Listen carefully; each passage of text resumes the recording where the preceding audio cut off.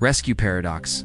The rescue paradox is one of the more emotionally charged and haunting time travel paradoxes, because it places the most instinctive human impulse, compassion. The desire to save someone from harm into direct conflict with the inexorable logic of causality. Imagine a scenario where someone learns of a tragic accident or a catastrophic event in the past. A child trapped in a fire, a person about to fall from a cliff, a historical figure destined for assassination. Motivated by empathy and the urge to intervene, the time traveler journeys back with the goal of preventing the tragedy. Confident that a well-timed action could save a life, change a fate, or avert disaster, yet the paradox arises the moment we ask the simplest question: what if the rescue itself is the cause of the event? The essence of the rescue paradox is this: in trying to save someone, travelers' actions may inadvertently create the conditions that necessitated their intervention in the first place. Perhaps the very attempt to divert the child from danger dislodges debris in a way that traps them, or the warning sent to the historical figure draws attention that leads the perpetrator to act differently, ensuring the event occurs as it always did. The act of rescue becomes entangled with the outcome it was meant to prevent. In a sense, the paradox is a mirror of the predestination paradox, but with stakes that are profoundly intimate. It is not abstract causality or the flow of historical knowledge at risk, but life and death. The rescue is both necessary and fated to fail, or necessary and fated to succeed only in the way that maintains the consistency of the timeline. From a physical standpoint, the rescue paradox can be examined through the lens of closed causal loops in space-time. When the time traveler enters the past to intervene, their actions are incorporated into the history that leads to their own decision to travel. If their rescue were to alter the past in a way that removes the need to travel back, the loop would generate a contradiction. The universe, in a sense, has mechanisms, though not conscious and not moral, that enforce self-consistency. The rescue either must fail in subtle, almost narratively convenient ways, or it succeeds in precisely the manner required to preserve the traveler's knowledge of the future. Bullets miss, debris shifts unpredictably, messages are misunderstood. Improbable events conspire to maintain causal integrity. The rescue paradox exposes a hidden choreography in the fabric of time, where free will and moral urgency meet hard constraints imposed by the structure of the universe. Ethically, the paradox is particularly haunting. The traveler's intentions are entirely benevolent, yet the consequences of their intervention are not guaranteed. Saving one person may cause a ripple of unintended consequences that result in harm elsewhere. In trying to prevent suffering, they may amplify it. Furthermore, the knowledge that intervention is fated to preserve history, rather than genuinely change it, introduces a moral ambiguity. Does acting make one complicit in the original tragedy, or merely a participant in a necessary sequence? The rescue paradox turns the most human of virtues, altruism, into a site of uncertainty, demonstrating that temporal mechanics can transform ethical certainty into a complex calculus of possibility and inevitability. From a narrative perspective, the paradox is gripping because it combines suspense, tragedy, and existential reflection. The traveler may witness events they wish to prevent unfold with agonizing clarity, while every action they take to intervene slides the outcome closer to what history requires. This tension creates a psychological crucible. Hope and despair are intertwined, and the time traveler is both hero and observer, powerless and yet entirely responsible. It illustrates a tragic irony that is almost literary in scope. One's courage and ingenuity are required, yet those very qualities may be instrumental in producing the outcome they dread. The rescue paradox also highlights the delicate interplay between information, action, and temporal feedback. When a time traveler carries knowledge of a past disaster, that information itself is a causal agent. Sharing it, acting upon it, or merely existing in proximity to the event alters the probability landscape. Yet the universe or the rules governing the closed loop acts as a corrective, ensuring that events converge on the same endpoint. The paradox illustrates that knowledge is not power in the naive sense. It is a tool constrained by the underlying logic of time. In the rescue paradox, knowing what will happen is not sufficient to prevent it. The act of knowing is already folded into the causal structure that makes the outcome inevitable. Quantum mechanics offers a fascinating angle. If the future is a superposition of possibilities, then the traveler's intervention might collapse. The wave function into an outcome consistent with both their knowledge and the necessity of historical events. The paradox is resolved probabilistically. The rescued individual survives or perishes, but only in ways that maintain the coherence of the temporal loop. The universe does not punish altruism, it simply enforces consistency. Attempts to alter the outcome in a way that would contradict the traveler's motivation are given zero probability amplitude. Rescue is constrained, not denied. It unfolds according to a self-consistent destiny.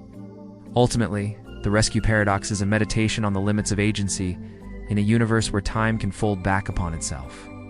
It forces us to grapple with the unsettling idea that even our most virtuous impulses may be constrained by the architecture of causality. The traveler's heroism is real, yet bound. Their compassion is genuine, yet circumscribed by temporal logic. The paradox transforms the act of saving a life from a straightforward, moral good into a deeply intricate problem of cause and effect, where intention, action, and outcome are woven into an inescapable loop. The paradox is haunting precisely because it humanizes time travel.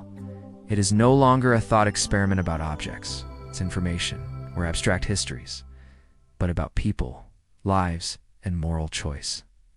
It confronts us with the tension between the desire to intervene and the reality that history may be self-consistent to the point of inevitability.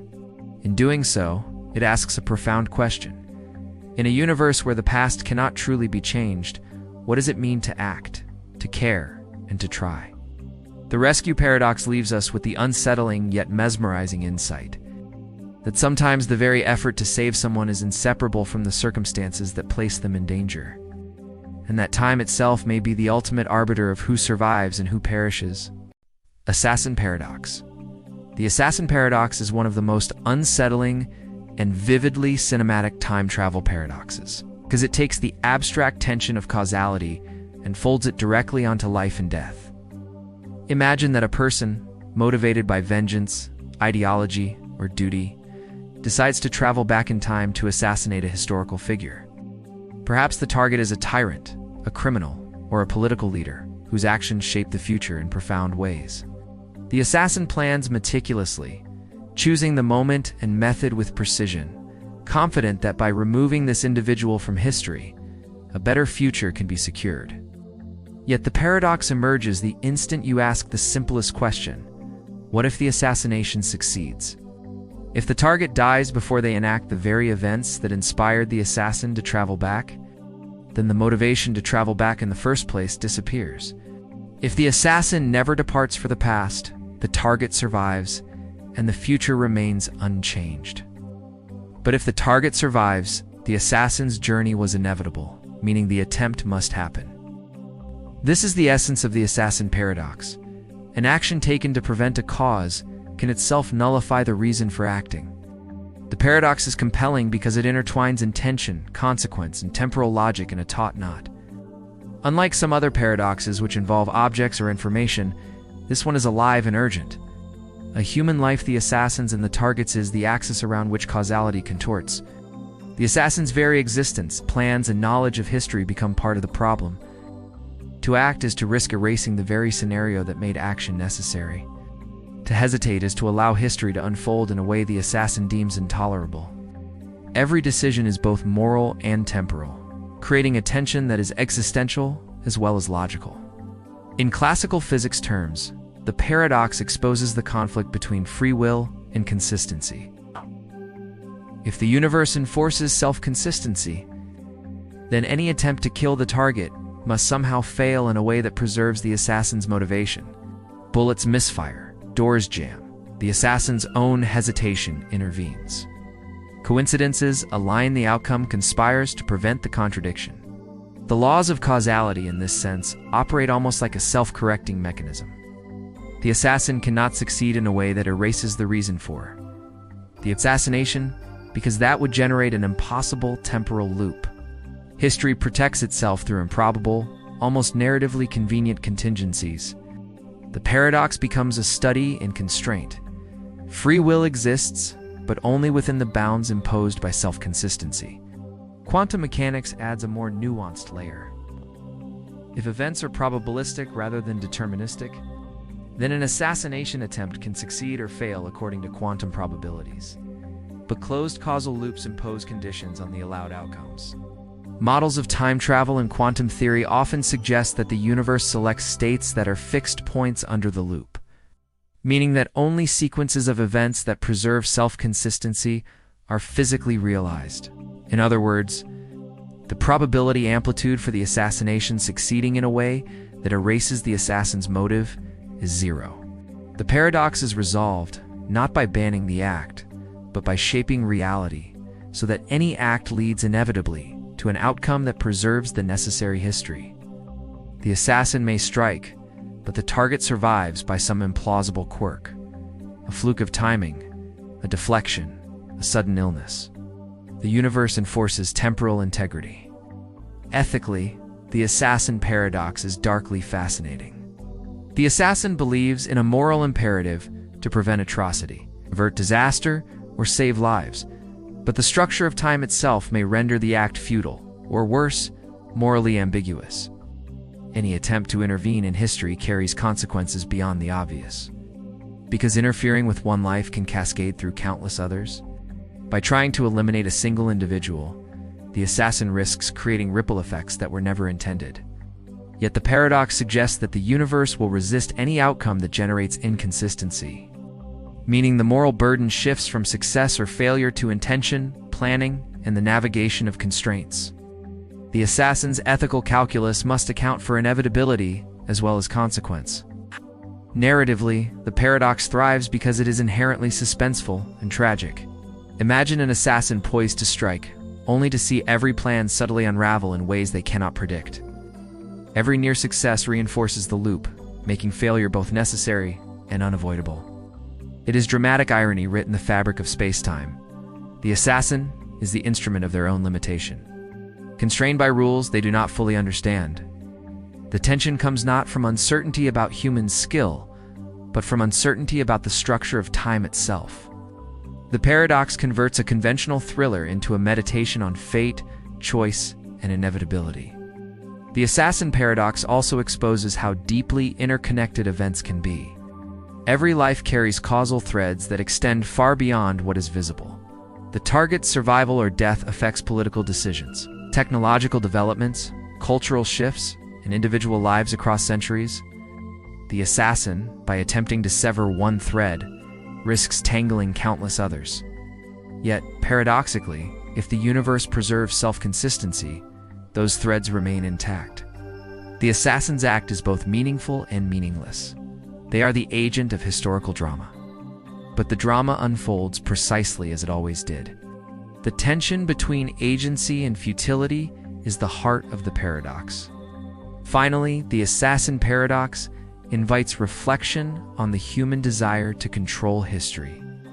It dramatizes the ultimate fantasy of changing the past and the ultimate frustration of finding that history is resistant to unilateral manipulation, whether through narrative contrivances, physical improbabilities, or quantum fixed-point rules.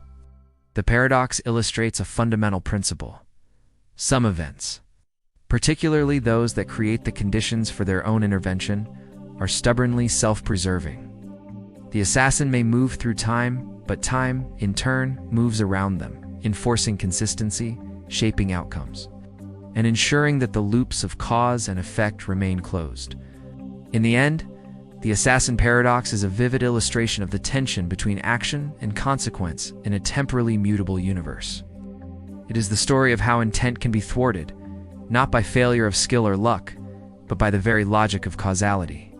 It is a paradox that forces the mind to reckon with the strange, almost conspiratorial coherence of time itself.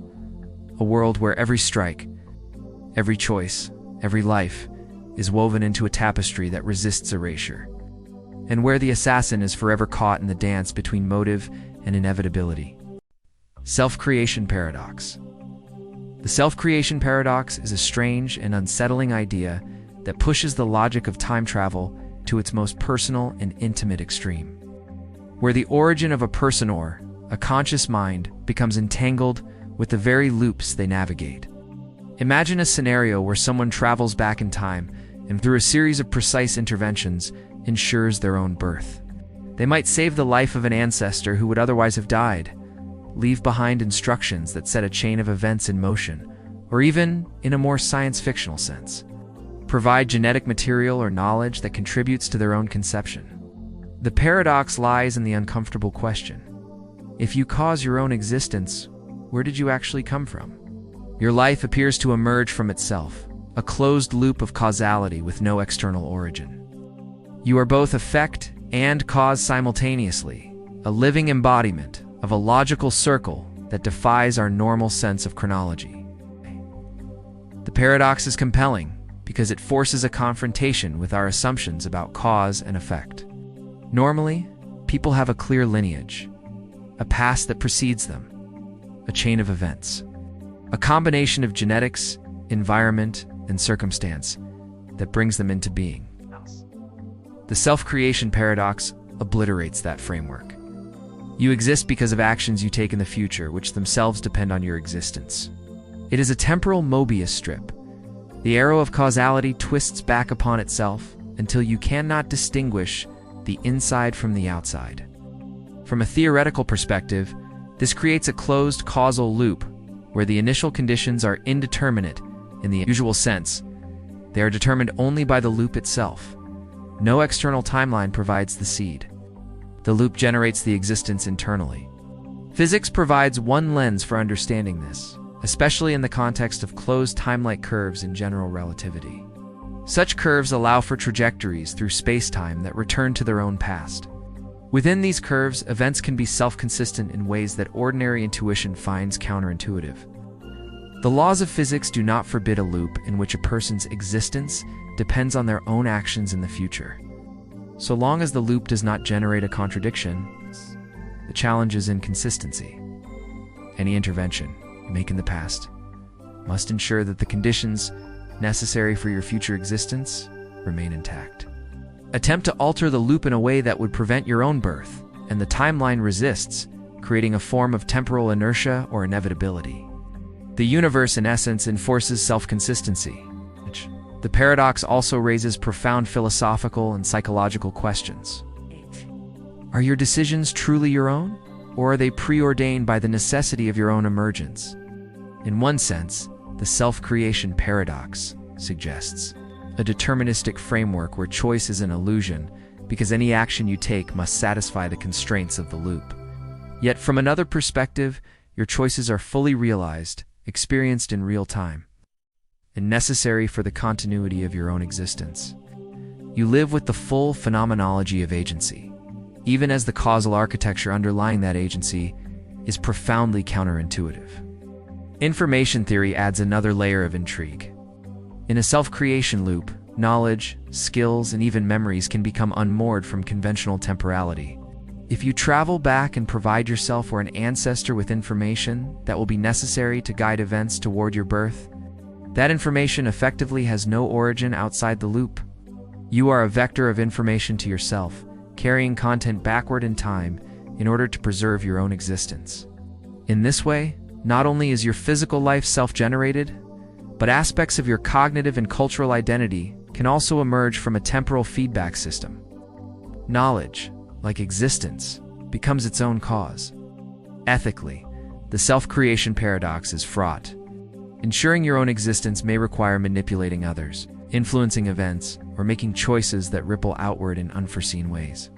The act of self-creation may be morally neutral in the abstract, but the mechanisms it necessitates, interventions in history, guidance of others, or interference with natural events, carry real consequences.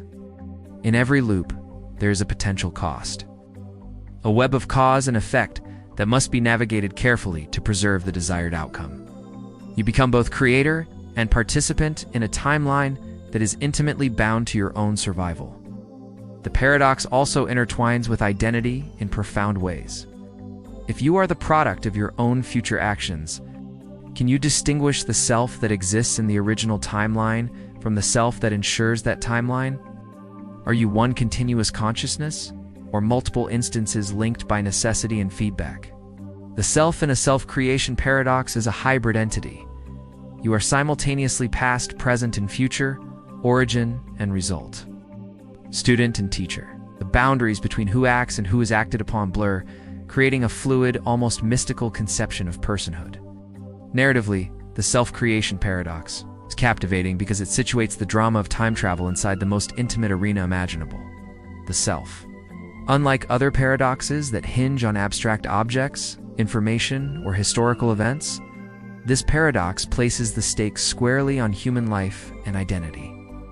The story becomes not about wars avoided, inventions preserved, or plays written, but about the very fact of being. Each action, each decision, each journey into the past is both mundane. In cosmic mundane, because it may involve seemingly trivial interactions. Cosmic, because those interactions are required to tether existence itself. Ultimately, the self-creation paradox is a meditation on the circularity of cause and effect, the fragility and resilience of identity, and the strange loops that time can produce. It forces us to question the assumptions underlying existence, that lives have a clear origin, that effects can be traced to causes outside themselves, and that the arrow of time flows in a simple, linear manner. In embracing the paradox, we glimpse a universe where life is not just lived, but sustained by its own actions across time. A cosmos where the very act of being becomes both the seed and the harvest of itself. Shakespeare Paradox. The Shakespeare Paradox is a peculiar and mind-bending variant of the Bootstrap and Predestination paradoxes, where the very essence of creativity, authorship, and historical causality collides with the strange loops of time travel. Imagine a scenario where a time traveler, curious and awestruck, journeys back to Elizabethan England with the intention of observing the playwright William Shakespeare at work. For a time, they watch him write, hidden in the shadows of candlelight, are struck by the genius unfolding before their eyes. But at some point, a fateful encounter occurs. The traveler, perhaps through casual conversation or a fleeting suggestion, shares an idea, a plot outline, a few lines of poetry. Shakespeare listens, transcribes, and over the following months, produces plays and sonnets that bear the exact shape, brilliance, and phrasing that the traveler had once known. Eventually, centuries later, that same traveler studies these works, memorizes the lines, and returns to the past to provide Shakespeare with the very material they themselves had learned. The cycle closes, perfectly self-contained, but the paradox gnaws at the mind. Who actually wrote Shakespeare's plays? Who is the origin of these ideas if they exist only within the loop? The authorship seems to arise from the loop itself, as if the historical record is a closed circuit, endlessly fed by its own future knowledge. What makes this scenario compelling is how it challenges our intuitive sense of creation and originality. Normally, works of art are born from an individual's mind, inspired by experiences, emotions, and environment. In the Shakespeare paradox, that origin point vanishes. The genius that we credit to history is no longer a human achievement in the traditional sense. It is a temporal artifact, an idea circulating through time without an initial author. The paradox raises a fundamental question about the nature of creativity. If a masterpiece exists solely because it was given to someone from the future, can we call it creative in the conventional sense? Or is it simply the product of a temporal feedback loop? The traveler becomes both witness and inadvertent creator, but in a strange, indirect way, almost as if the universe has outsourced inspiration to the machinery of time itself. Physics enters the conversation in an intriguing way. In terms of causality, the loop contains no contradictions, at least in a classical sense. Shakespeare receives the material, writes the plays, and those plays survive into the future to be studied and returned. The timeline remains internally consistent, yet it defies the intuitive expectation that every idea must have an origin. It is as if the information itself has been lifted from the conventional causal chain and deposited into a self-reinforcing loop. Some theorists would point out that this is closely related to the principle of self-consistency in closed causal curves. The universe allows the loop, because no paradox arises. The plays exist because they exist. The information is transported but never created or destroyed, but the discomfort remains. Even if physics tolerates such loops, our sense of moral, intellectual, and cultural authorship falters. The Shakespeare paradox forces us to separate the existence of an artifact from the conventional story of its origin. There is also a quantum dimension to consider. If information can propagate backward in time along closed time-like curves, then the Shakespeare paradox could be seen as a quantum fixed-point problem. The specific content of the plays is a state that remains stable under the transformation imposed by the traveler's journey. The plays themselves are the fixed point. The moment that Shakespeare writes them is inseparable from the moment that the traveler returns them. The paradox does not involve logical contradiction, but it does involve a strange kind of informational causality, where the content exists without a unique temporal birthplace. Quantum uncertainty adds layers of complexity. Even the act of reading and memorizing the plays might introduce variations, subtle decoherence, or probabilistic shifts. The perfect loop assumes that those shifts are either corrected or inconsequential. Otherwise, the feedback could drift, and the masterpieces might never crystallize as we know them. Ethically, the Shakespeare paradox is provocative. The time traveler knows that these ideas are historically significant. They might wrestle with the temptation to enhance, change, or improve them before delivering them to their historical author. Any alteration, however minor, risks unraveling the loop, changing the chain of events, or creating a version of history where the familiar literary canon never exists.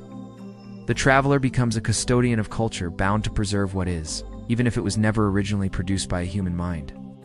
There is a burden inherent in being both witness and enabler, a moral weight that sits in the gray area between creation and preservation. The paradox is not merely a puzzle of time, but a meditation on responsibility and the nature of human legacy. The Shakespeare paradox also interrogates identity. Shakespeare is credited as a historical figure, the playwright who shaped language, drama, and literature. But in the loop, Shakespeare's genius is at least partially contingent on the traveler's intervention. Is the genius truly Shakespeare's, or is it shared across temporal actors? If the loop had been broken, if the traveler failed to deliver the ideas, would history remember Shakespeare differently? Or not at all? The paradox suggests that what we attribute to individual brilliance might, in a speculative sense, be inseparable from a larger network of temporal feedback, intricate dance between observers, participants, and history itself. Narratively, the Shakespeare paradox thrives because it blends human drama with temporal mechanics. It takes the familiar story of literary achievement and folds it into a closed loop where creation, observation, and transmission become one continuous, self-referential act. It is compelling because it tugs at both our curiosity and our discomfort. We see a world where the line between cause and effect is blurred, where human accomplishment is interwoven with temporal inevitability, and where genius may not originate in human consciousness at all, but in the circulation of ideas through time. The paradox raises questions not only about literature and history, but about creativity, responsibility, identity, and the very structure of cause and effect. Ultimately, the Shakespeare paradox is more than a puzzle. It is a lens. It allows us to imagine a universe where authorship, invention, and originality are not anchored in a single temporal moment, but are emergent properties of loops that fold time onto itself. It forces us to confront the possibility that what we consider uniquely human may, in certain speculative contexts, be co-authored by the architecture of time itself. And in that revelation lies both the beauty and the unease of the paradox. A masterpiece may exist without origin. A genius may be a product of loops. And the line between observer and creator becomes not just blurred, but perhaps entirely inseparable. Predestination paradox. Imagine for a moment that history is a tight, tidy story, and you are handed the role of editor. You peel back a page, spot a line you cannot bear, and decide to reach into the margin and erase it. You act with the conviction that pulling that one sentence from the past will rewrite the meaning of the pages that follow. The predestination paradox is the stubborn counterargument. Every time you reach into the past to change an outcome, your interference becomes the very thread that ties the outcome to its cause. Instead of freeing the future from its tether, your intervention fastens it more firmly. The paradox is the anatomy of inevitability dressed in the clothes of choice. At its core, the predestination scenario is simple to describe and fiendishly slippery. A person from the future travels back to stop a disaster, warn a young inventor, or deter a criminal. Their intervention sets off a chain reaction. The warning prompts a rash action. The attempt to remove a weapon reveals its pattern of use. The sabotage designed to derail a plot provides the motive another would need to carry it out. The event you tried to prevent war accident. Murder was always born of your meddling, and therefore, the impulse to travel back in time was itself never gratuitous. It was an effect and a cause, folded into a single loop. The future that motivated the mission contains the mission as a necessary node. Predestination is, in effect, a self-fulfilling causal knot. There are two immediate flavors to this. One is the tragic variety, where inevitability feels like fate. You struggle, you resist, and your resistance is the instrument of the outcome you detest. The beauty of dramatic irony in literature often depends on this structure. An attempt to avoid prophecy triggers prophecy itself. The second flavor is the metaphysical variety, where necessity is not drama, but logic. In a universe that enforces global consistency of events, only those histories that are self-compatible can exist. If a particular configuration of actions and consequences would create a contradiction someone destroys, the conditions that led to their own trip back in time, then that configuration has zero physical weight. The consequence is that the only possible trajectories through time are those where attempts to alter crucial past states inevitably fail or redirect themselves into outcomes that preserve the original future. Physicists and philosophers translate this into more formal language. If you view time as a geometric object, a block of space-time, then your past, present, and future are coordinates of one four-dimensional sculpture. In that picture, traveling backward is not rewriting a file on a disk, but walking through the sculpture to a different point. You can prod a section, but your prod is itself a feature of the sculpture. The predestination paradox then reads as a boundary value problem. Specify the conditions at one end, and the laws of motion pick out only certain global configurations. Closed causal loops are permitted only if the entire loop satisfies the equation simultaneously. If they don't, then that attempted history cannot be realized. If you prefer an image with more mechanical sympathy, imagine the universe solves for itself like a giant simultaneous equation. You cannot specify arbitrarily the value at one temporal index without affecting the entire solution.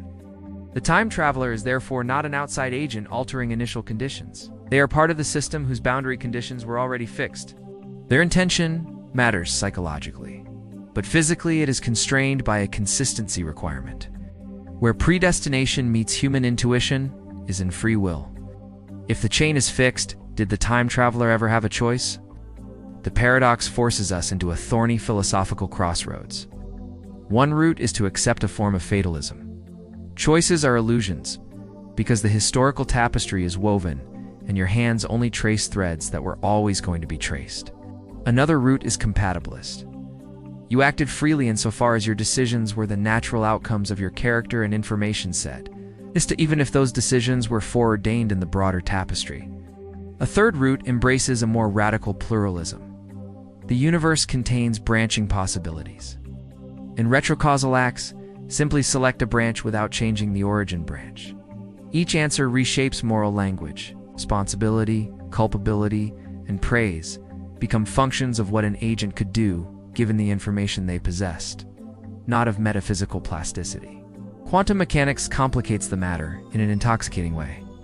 If the microscopic world is indeterminate until measured, then perhaps a time traveler's acts collapse, a superposition into a particular outcome, opening the door to genuine change.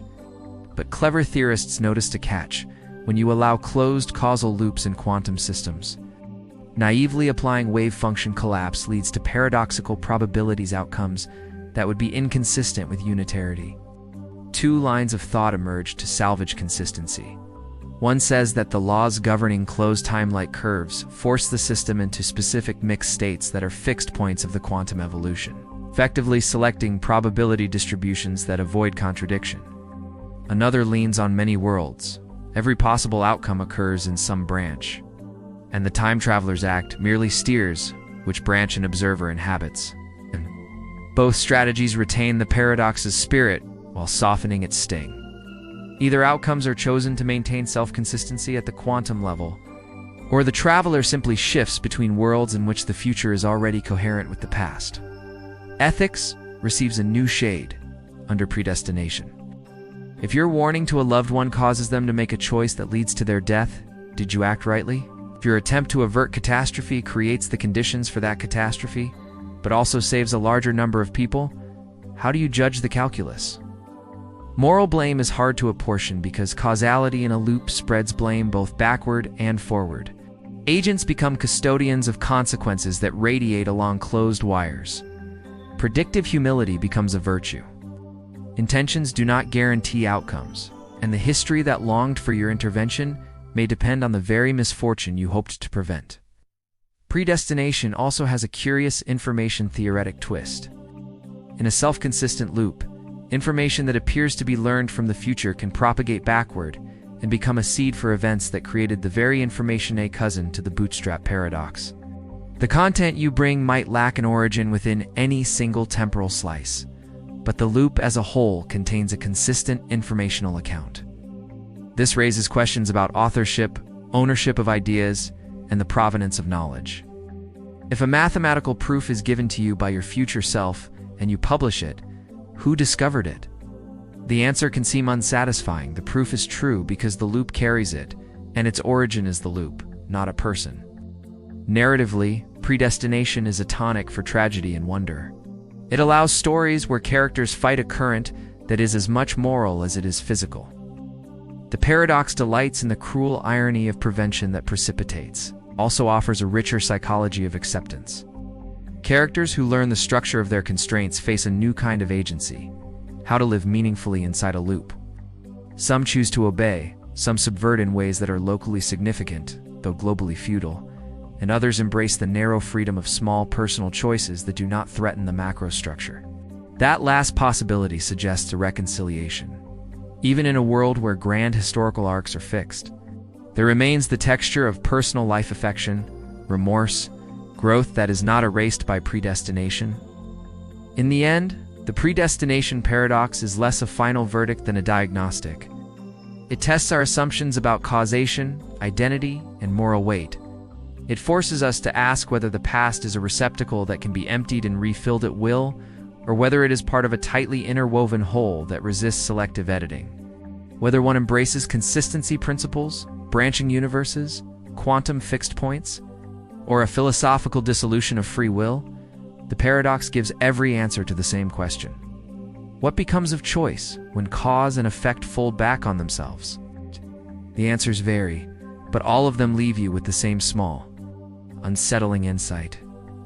Sometimes the attempt to take control of what was will be the very thing that shapes what is. Bootstrap Paradox.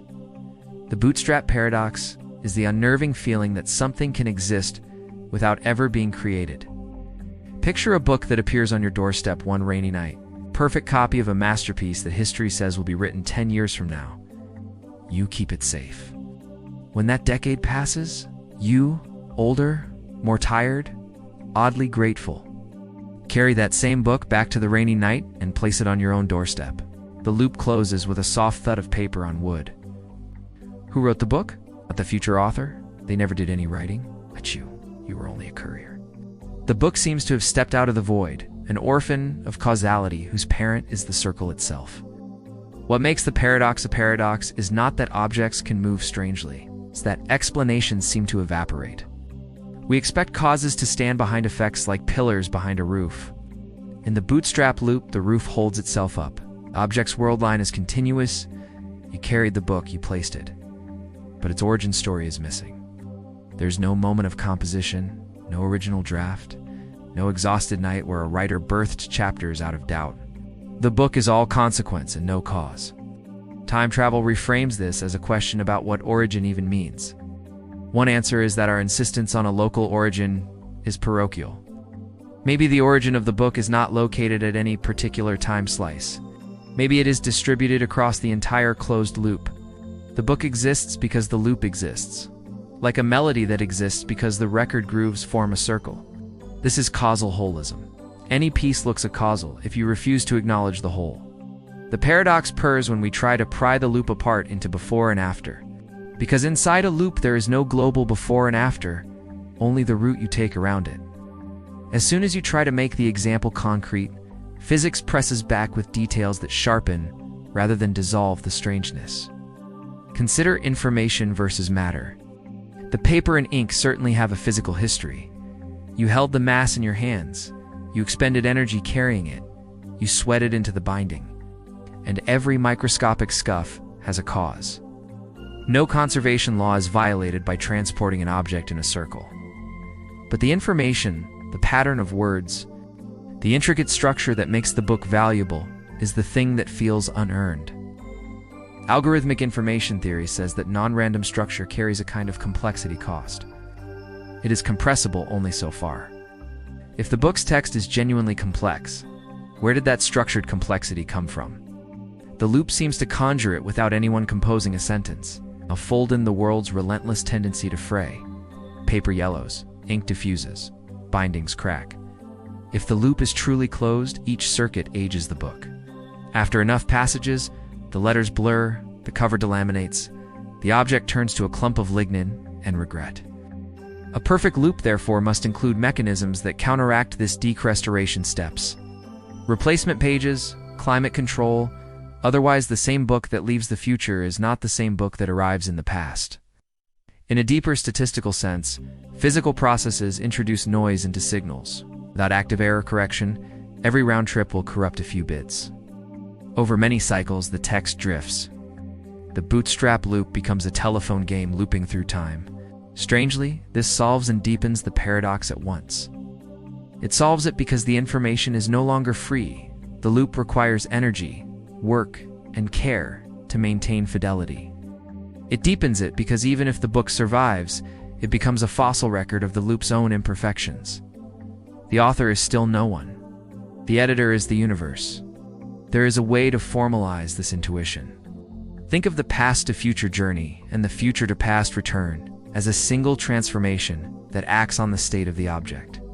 Whatever state you take with you into the machine comes back altered by travel, storage, and handling. For the loop to be consistent, the state that returns to the starting point must equal the state that originally left. That is a fixed point problem. Those states that are fixed points of the transformation can persist in the loop. If the transformation tends to blur sharp details, then the fixed points will be bland. High entropy states, a blank page survives better than a finely printed one. If you want a richly detailed book to be a fixed point, you must engineer the loop to include restoration and error-correcting procedures that exactly cancel the blurring. The Bootstrap Paradox then becomes a puzzle in dynamical systems. Find a self-consistent cycle in which the object S state maps to itself. The miracle is demoted to math. The price is precision. But what about authorship? If the fixed point exists and the loop is stable, the text persists without an origin moment. Response is to say that authorship belongs to the loop as a whole. Another is to treat authorship as a legal fiction we impose to manage credit and responsibility in a causally simple world fiction that collapses under temporal feedback. The thought is unsettling. Copyright law imagines a first fixation of expression in a tangible medium by some person at some time. The bootstrap loop has fixation without a first. Plagiarism becomes inevitable and undefinable. Every copy is the original. Every original is a copy. Ethics darkens the edges further. Suppose you receive a notebook from your future self containing a cure, a proof, a design that averts catastrophe. You study it, learn it, wait the required years, and give it back to your younger self. Humanity is saved. Oh, and yet no one discovered the cure. No one earned it through research. Is this theft from a future that never paid the cost? Or is it a gift the universe gave itself through a quirk of topology? The moral weight doesn't vanish with success. If no one learned how to derive the cure, then no one knows how to modify or extend it. The loop can lock us into a technological plateau where knowledge is preserved but not understood. A museum exhibit that works as long as we keep polishing it and never drop it. Break the loop and the know-how evaporates. Civilization can become the steward of treasures it never learned to make. You might try to rescue normal causality with many worlds branching. In that picture, the book was written in some ordinary timeline. A traveler from timeline B borrowed it, delivered it to timeline A's past. And thus, the version of a you inhabit has no internal origin, but across the multiverse, an ancestor did the work. The paradox is then bookkeeping error. The origin exists, just not here. This comforts some instincts and stings others. It says you can reap benefits your world never sowed, provided some other branch did the farming. It also implies that your act of bootstrapping creates a widening fan of histories differentiated by who labors and who inherits. The ethics of credit turn cosmological. If branching is distasteful and you demand a single history, you can still keep consistency by admitting that not all intentions are physically realizable. Perhaps global boundary conditions enforce that whatever you give to the past is exactly what was always there. Whenever you try to alter it, coincidences accumulate to steer you back to the fixed point. Pens run dry when you attempt to add a new chapter. The printer jams when you try to correct a typo. The courier you hired oversleeps on the day you plan to swap in an improved design. This is the same drumbeat that patrols all time travel paradoxes. Improbable, not impossible. And precisely as improbable as needed to preserve a contradiction-free history. The universe does not change your mind, changes your circumstances, until only a self-consistent outcome is left. You feel choice. You enact necessity. There is also a quantum-flavored way to view the loop that treats the state around a closed time-like curve as a mixed state chosen by a fixed-point rule. In plain language, the loop stabilizes on a distribution over possibilities that feeds itself. High-entropy states are favored because they are easy to reproduce. Low-entropy, highly structured states require delicate choreography to persist. From that angle, bootstrap miracles will tend to be dull, unless someone spends work to make them sharp. Information without origin is not free. It is subsidized by whatever machine, practice, or discipline keeps the loop aligned. And yet, beyond the formalities, the paradox speaks directly to how we think about creativity and identity. If I learn a theorem from my future self and later teach it to my past self, what did I actually do? I became a custodian of a loop. Custodianship is not nothing. It is the art of preservation, the craft that keeps museums alive and families intact. But it is different from invention. A society saturated with bootstrap loops would look orderly on the surface and hollow beneath. Full of artifacts whose craftspeople never existed, full of songs no one composed. The pathos is real. If the loop ever breaks, the song is gone and no one knows how to sing it again. Perhaps that is the final lesson. The bootstrap paradox isn't a permission slip to get something for nothing. It is a spotlight on how much work it takes to keep nothing from collapsing. A cause can be smeared around a circle, but the circle must be drawn with exquisite care against entropy and error. If you meet your future self and they press a book into your hands, they are not giving you magic. They are enrolling you in maintenance. You will carry the book. You'll dry it when it gets wet. You'll fix the spine and rink the faded lines. You will resist the urge to edit. You will become, for reasons larger than you, the person who ensures that the loop closes exactly as it opened. And somewhere in that quiet, repetitive devotion is the answer to who wrote the book. No one did, and everyone who kept it alive. Butterfly effect paradox. The butterfly effect paradox begins with a whisper. A tiny disturbance in the past, producing an enormous, perhaps world-altering result in the future. It sounds like folklore. One wing beat, one raindrop, one footfall on a forest path. Yet the idea is rooted in the mathematics of chaotic systems. The paradox isn't that small. Causes can have big effects. We see that every day. The paradox is that when time travel enters the picture, the very act of existing in the past is already a colossal disturbance. And so any promise of non-invasive observation or surgical correction collapses. If the future is perched on a sensitive ridge of possibilities, then stepping off the time machine is a nudge strong enough to avalanche history.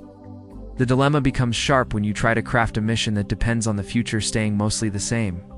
Retrieve a sample, leave a message, save one life, but keep the rest intact.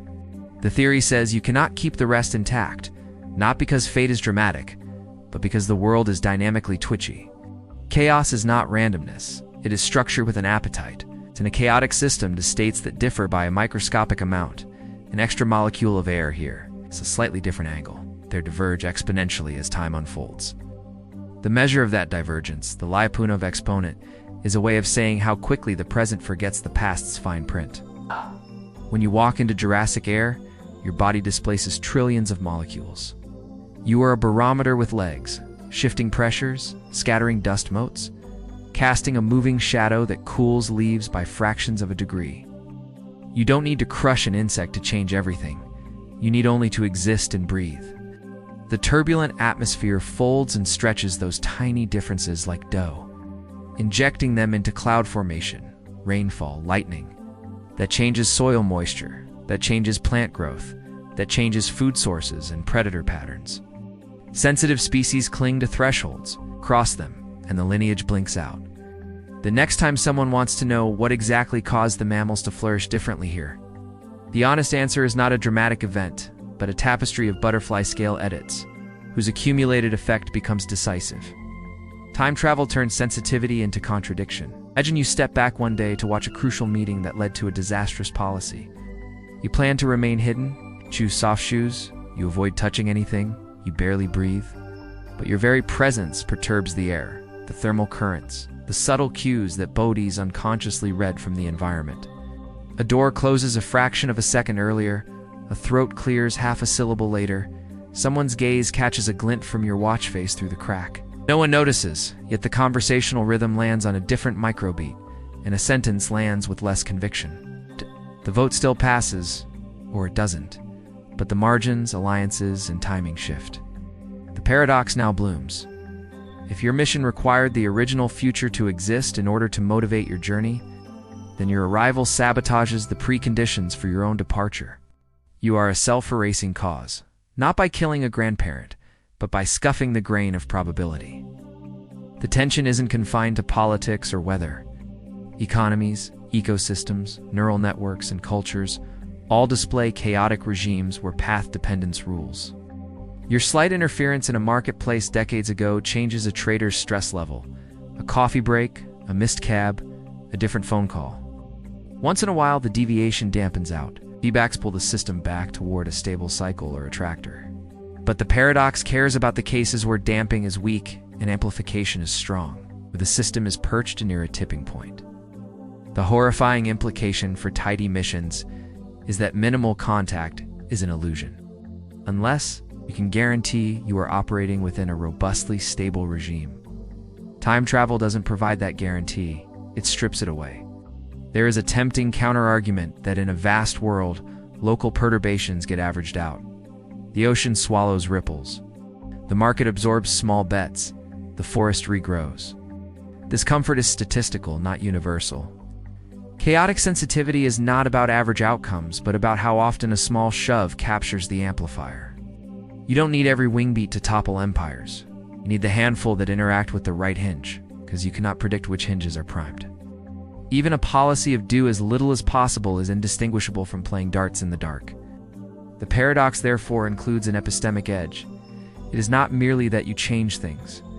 It is that you cannot know which minute changes will be the ruin of your plan until after the ruin has arrived. You carry ignorance backward like contraband. Now picture the attempt to neutralize the paradox by outrageous precision. Suppose your time machine compensates for air displacement, temperature gradients, even photon scatter. It wraps you in an active field that restores the environment to the exact microstate it would have had if you were not there. You are a ghost with perfect counterpressure. The problem becomes recursive. Your field emits control signals. Those signals require energy. The energy management produces waste heat. The heat must be canceled by deeper adjustments. Every correction calls for meta-corrections, and somewhere down the chain, you meet the impossibility of perfect knowledge. In classical physics, you might dream of infinite precision. In quantum physics, you face measurement back action and the limit that you cannot know and control all conjugate variables at once. The perfection machine leaks, and the leak is enough for chaos to drink. The paradox thrives on the fact that zero is not available. When storytellers push back, they often enlist branching timelines. In that frame, you change a past, not the past. Your wingbeat leads to a different future, but the original future persists elsewhere, intact enough to have launched you. Paradox defanged. But the branching answer answers too much. If every tiny interference spawns a distinct history, then time travel becomes a factory of worlds, where each version of you becomes responsible for different consequences. You can never return to the exact home you left. You can only visit extremely similar cousins. The moral gravity shifts. Instead of asking whether you've erased your own motive, you ask whether you've created a proliferation of realities burdened by your curiosities. The paradox survives as an ethical knot. Your effort to only watch still generates a universe in which you're watching altered lives that are real for the people living them, and your home universe learns nothing about the cost. If you refuse branching and demand a single history, the universe must enforce consistency in a subtler way. You might imagine a law of selective amplification, microdisturbances triggered by time. Travelers are preferentially steered toward regions of phase space that do not undermine the very conditions required for the traveler's departure. This sounds mystical until you frame it as a fixed point requirement. Only those closed causal loops that map initial conditions to final conditions without contradiction are physically realized. In a world teeming with chaotic amplifiers, almost all microdisturbances would lead to divergent futures that block your mission. Those trajectories are simply not solutions of the global boundary value problem. The only allowed histories are the rare ones where the butterfly's wing happens to flutter in a way that lands on a self-consistent outcome. That means the universe looks as if it conspires to mute or redirect your disturbances. Whenever they would break the loop, guns jam in the grandfather paradox version. In the butterfly effect version, vortices cancel, glances misalign, conversations wobble back into resonance. The price is a reality that behaves like an editor, trimming away contradictions with implausible neatness. The paradox remains as a shiver. Are we comfortable with a cosmos that selects improbable microhistories? Because the macroscopic story demands coherence? A different perspective admits that not all systems are equally sensitive. Some bones of the future are thick. Geology, orbital mechanics, slow climate cycles.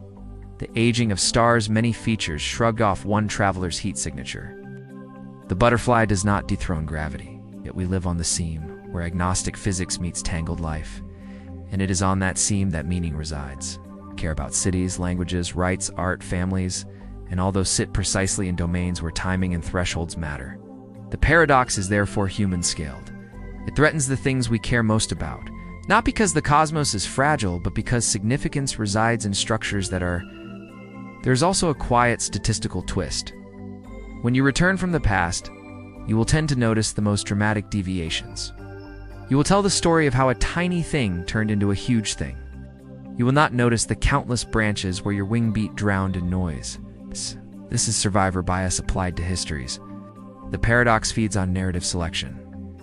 Of course, ULL report the cases where the change changed everything, because those are the cases that produced you returning to tell it. In that sense, the butterfly effect paradox isn't just physics. It's a commentary on how observers curate reality.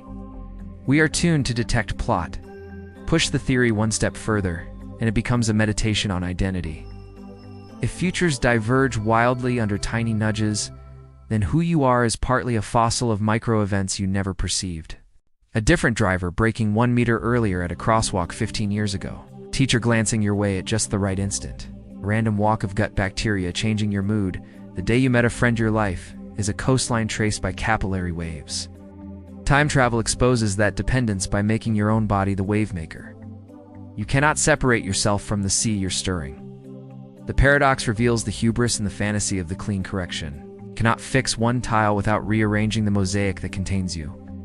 What remains after all these turns is not despair, but a set of guardrails for imagination. If you dream of observing the past, accept that observation is participation in a world where participation can be amplified beyond prediction. If you desire to improve the past, accept that improvement will be distributed strangely, save lives traded for unknown costs, because the ledger of chaos cannot be balanced locally. If you insist on a single timeline, accept that consistency will sometimes look like fate protecting itself. If you embrace branching, accept that your responsibilities multiply in disguise of consequence you will never see. The butterfly effect paradox, then, is the grammar of humility written in the calculus of change. It says smallness is not safety. It says the past is not a museum where you can breathe and leave no trace. It says what you touch will touch other things, and in the long run you do not get to choose which touch mattered. In a universe built like that, the kindest mission is not to be invisible, but to be careful, because when time itself can carry your fingerprints. The difference between trivial and transformative is often only a heartbeat you didn't hear. Grandfather Paradox. The Grandfather Paradox looks simple on the surface.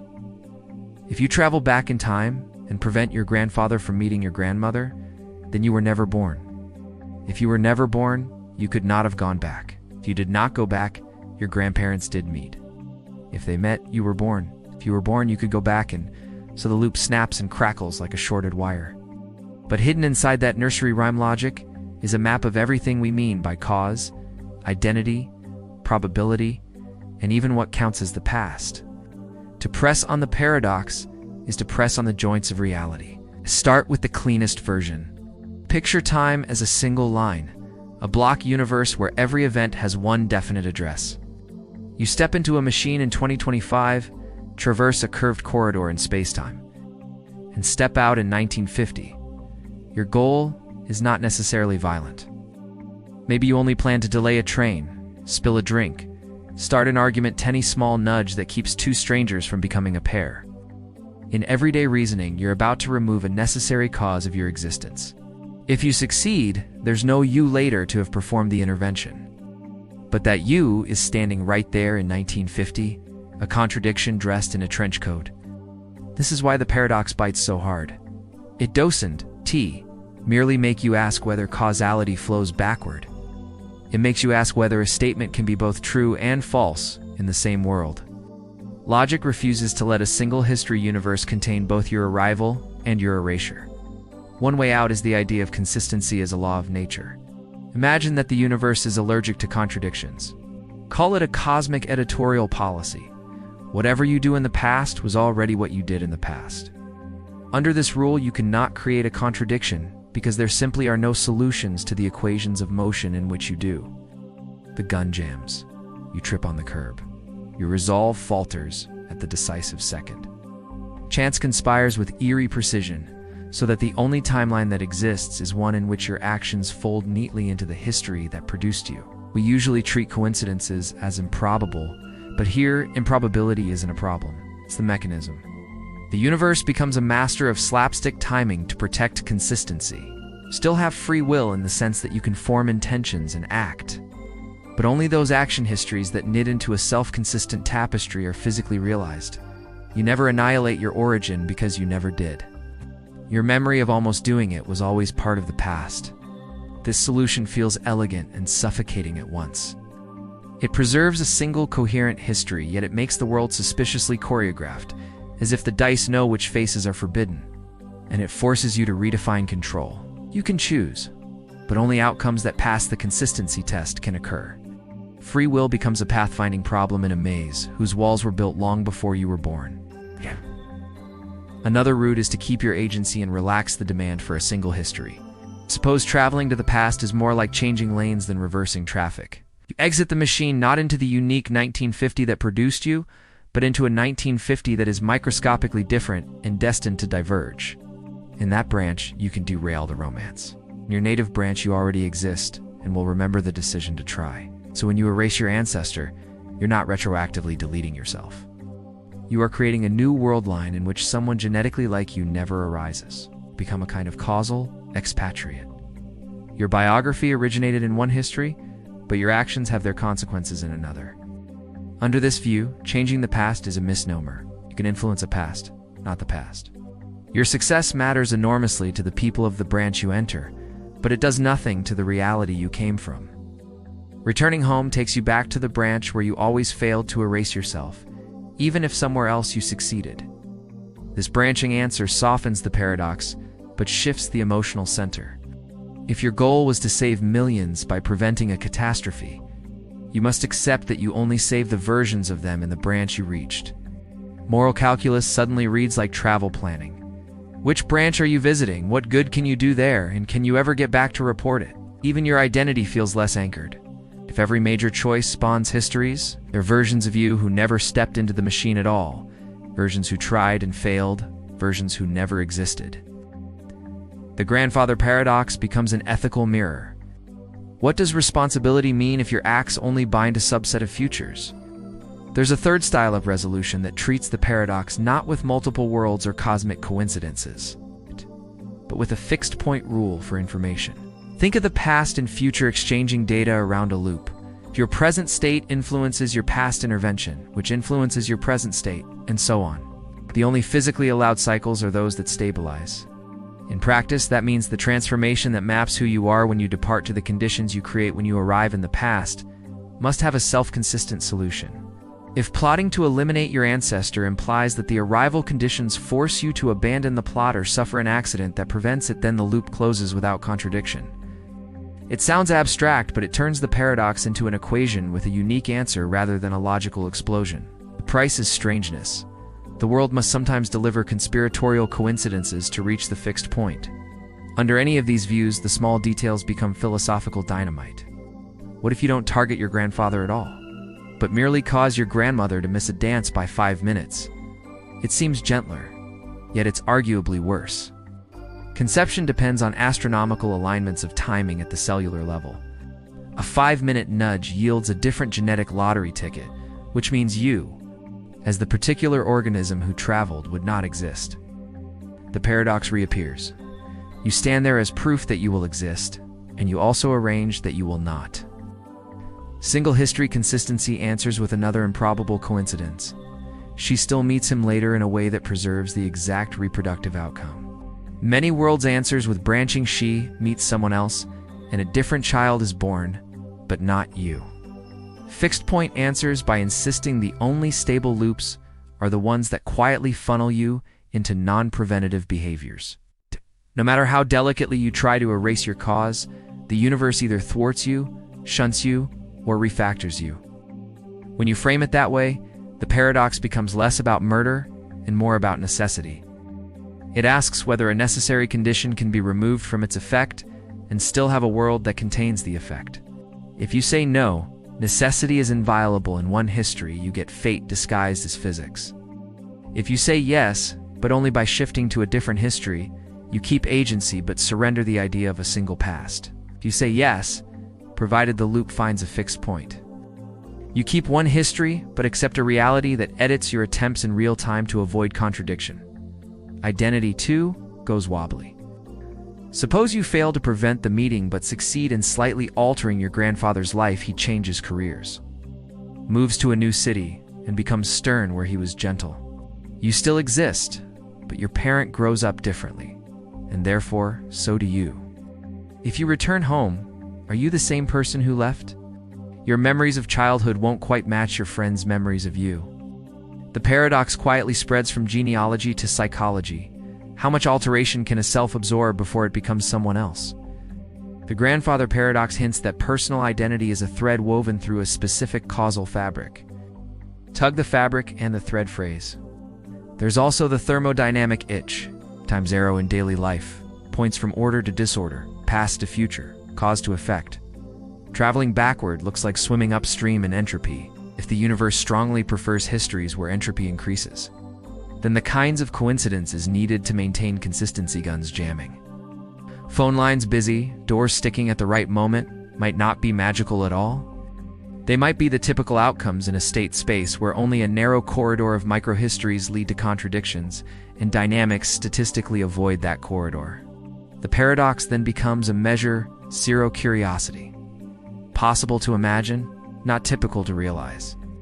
And finally, the paradox is an existential parable about our obsession with undoing. The fantasy of going back to fix a mistake carries with it the fantasy of removing the very conditions that made us who we are. If you could really take away the hard thing that shaped you, would there still be a you left to enjoy the repair? The grandfather paradox answers by turning the question literal. Remove your preconditions and you remove yourself. Either the world prevents the removal, or you discover you can only move your compassion sideways into another history.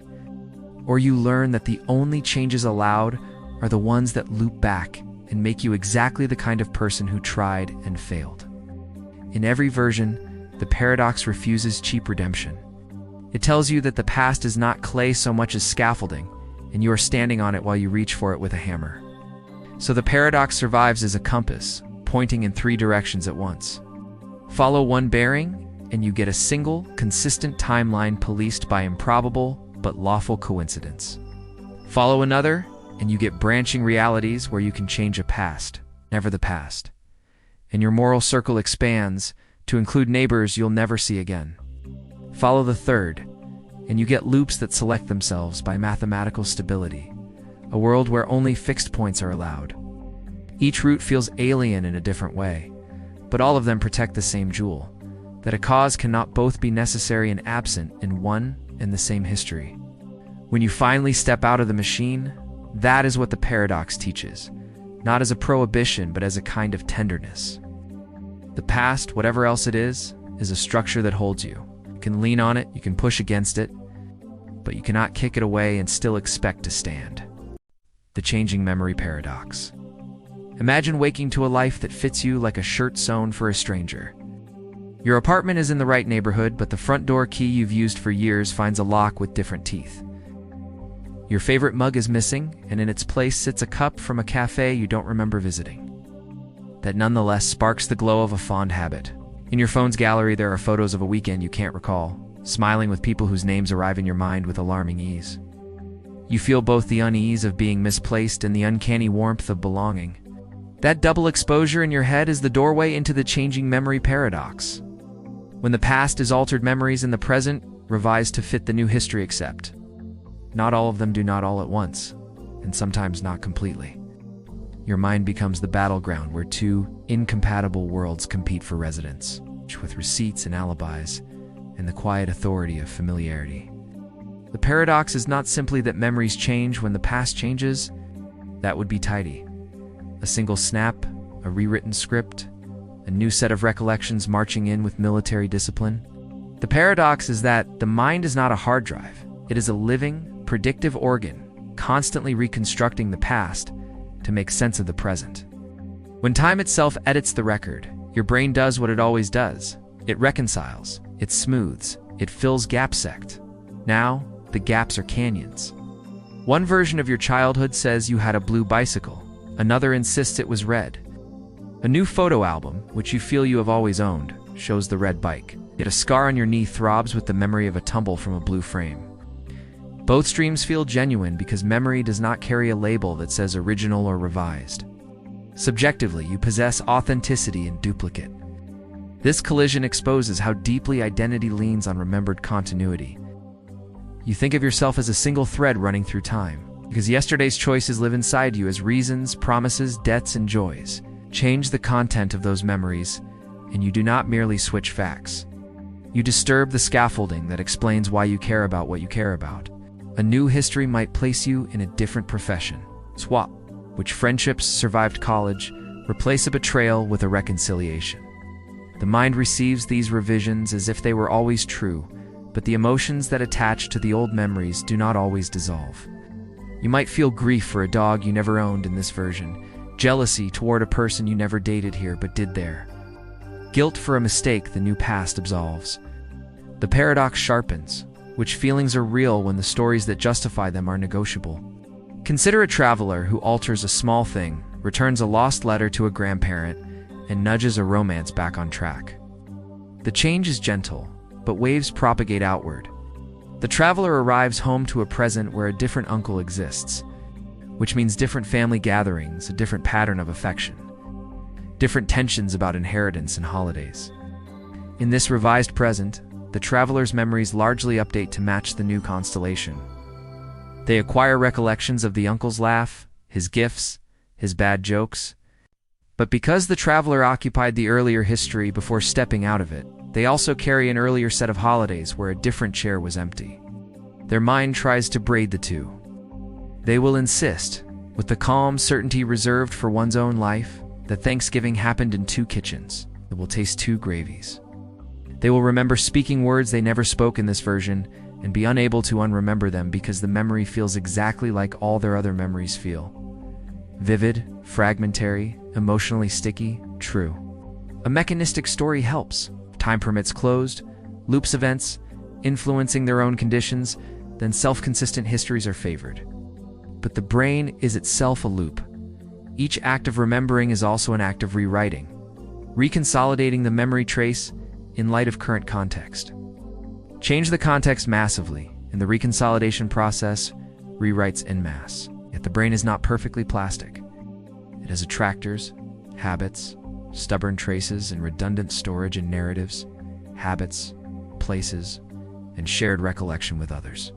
When the new history arrives, most of your memory network is pulled into the new basin, but some nodes resist. These resisting nodes become anomalies you carry inside. A song that makes you cry for reasons your new biography cannot explain. A reflex to avoid an intersection where in the old history you once crashed. Sudden loathing for a food you never got food poisoning from in this version. The paradox is that you can be wrong and faithful simultaneously, because your brain is faithfully preserving traces of a past that no longer exists. Scale up from an individual to a society, and the paradox takes on an eerie civic form. An altered past produces rewritten textbooks and news archives, revised rituals, reconfigured folk stories. Most people fit in smoothly because their memories update in step with the new historical climate. But a subset travelers, people near temporal shocks, or just minds whose reconsolidation is idiosyncratically sticky. Remember the other flag, the other anthem, the other map boundaries? A nation can become a patchwork of subjective pasts.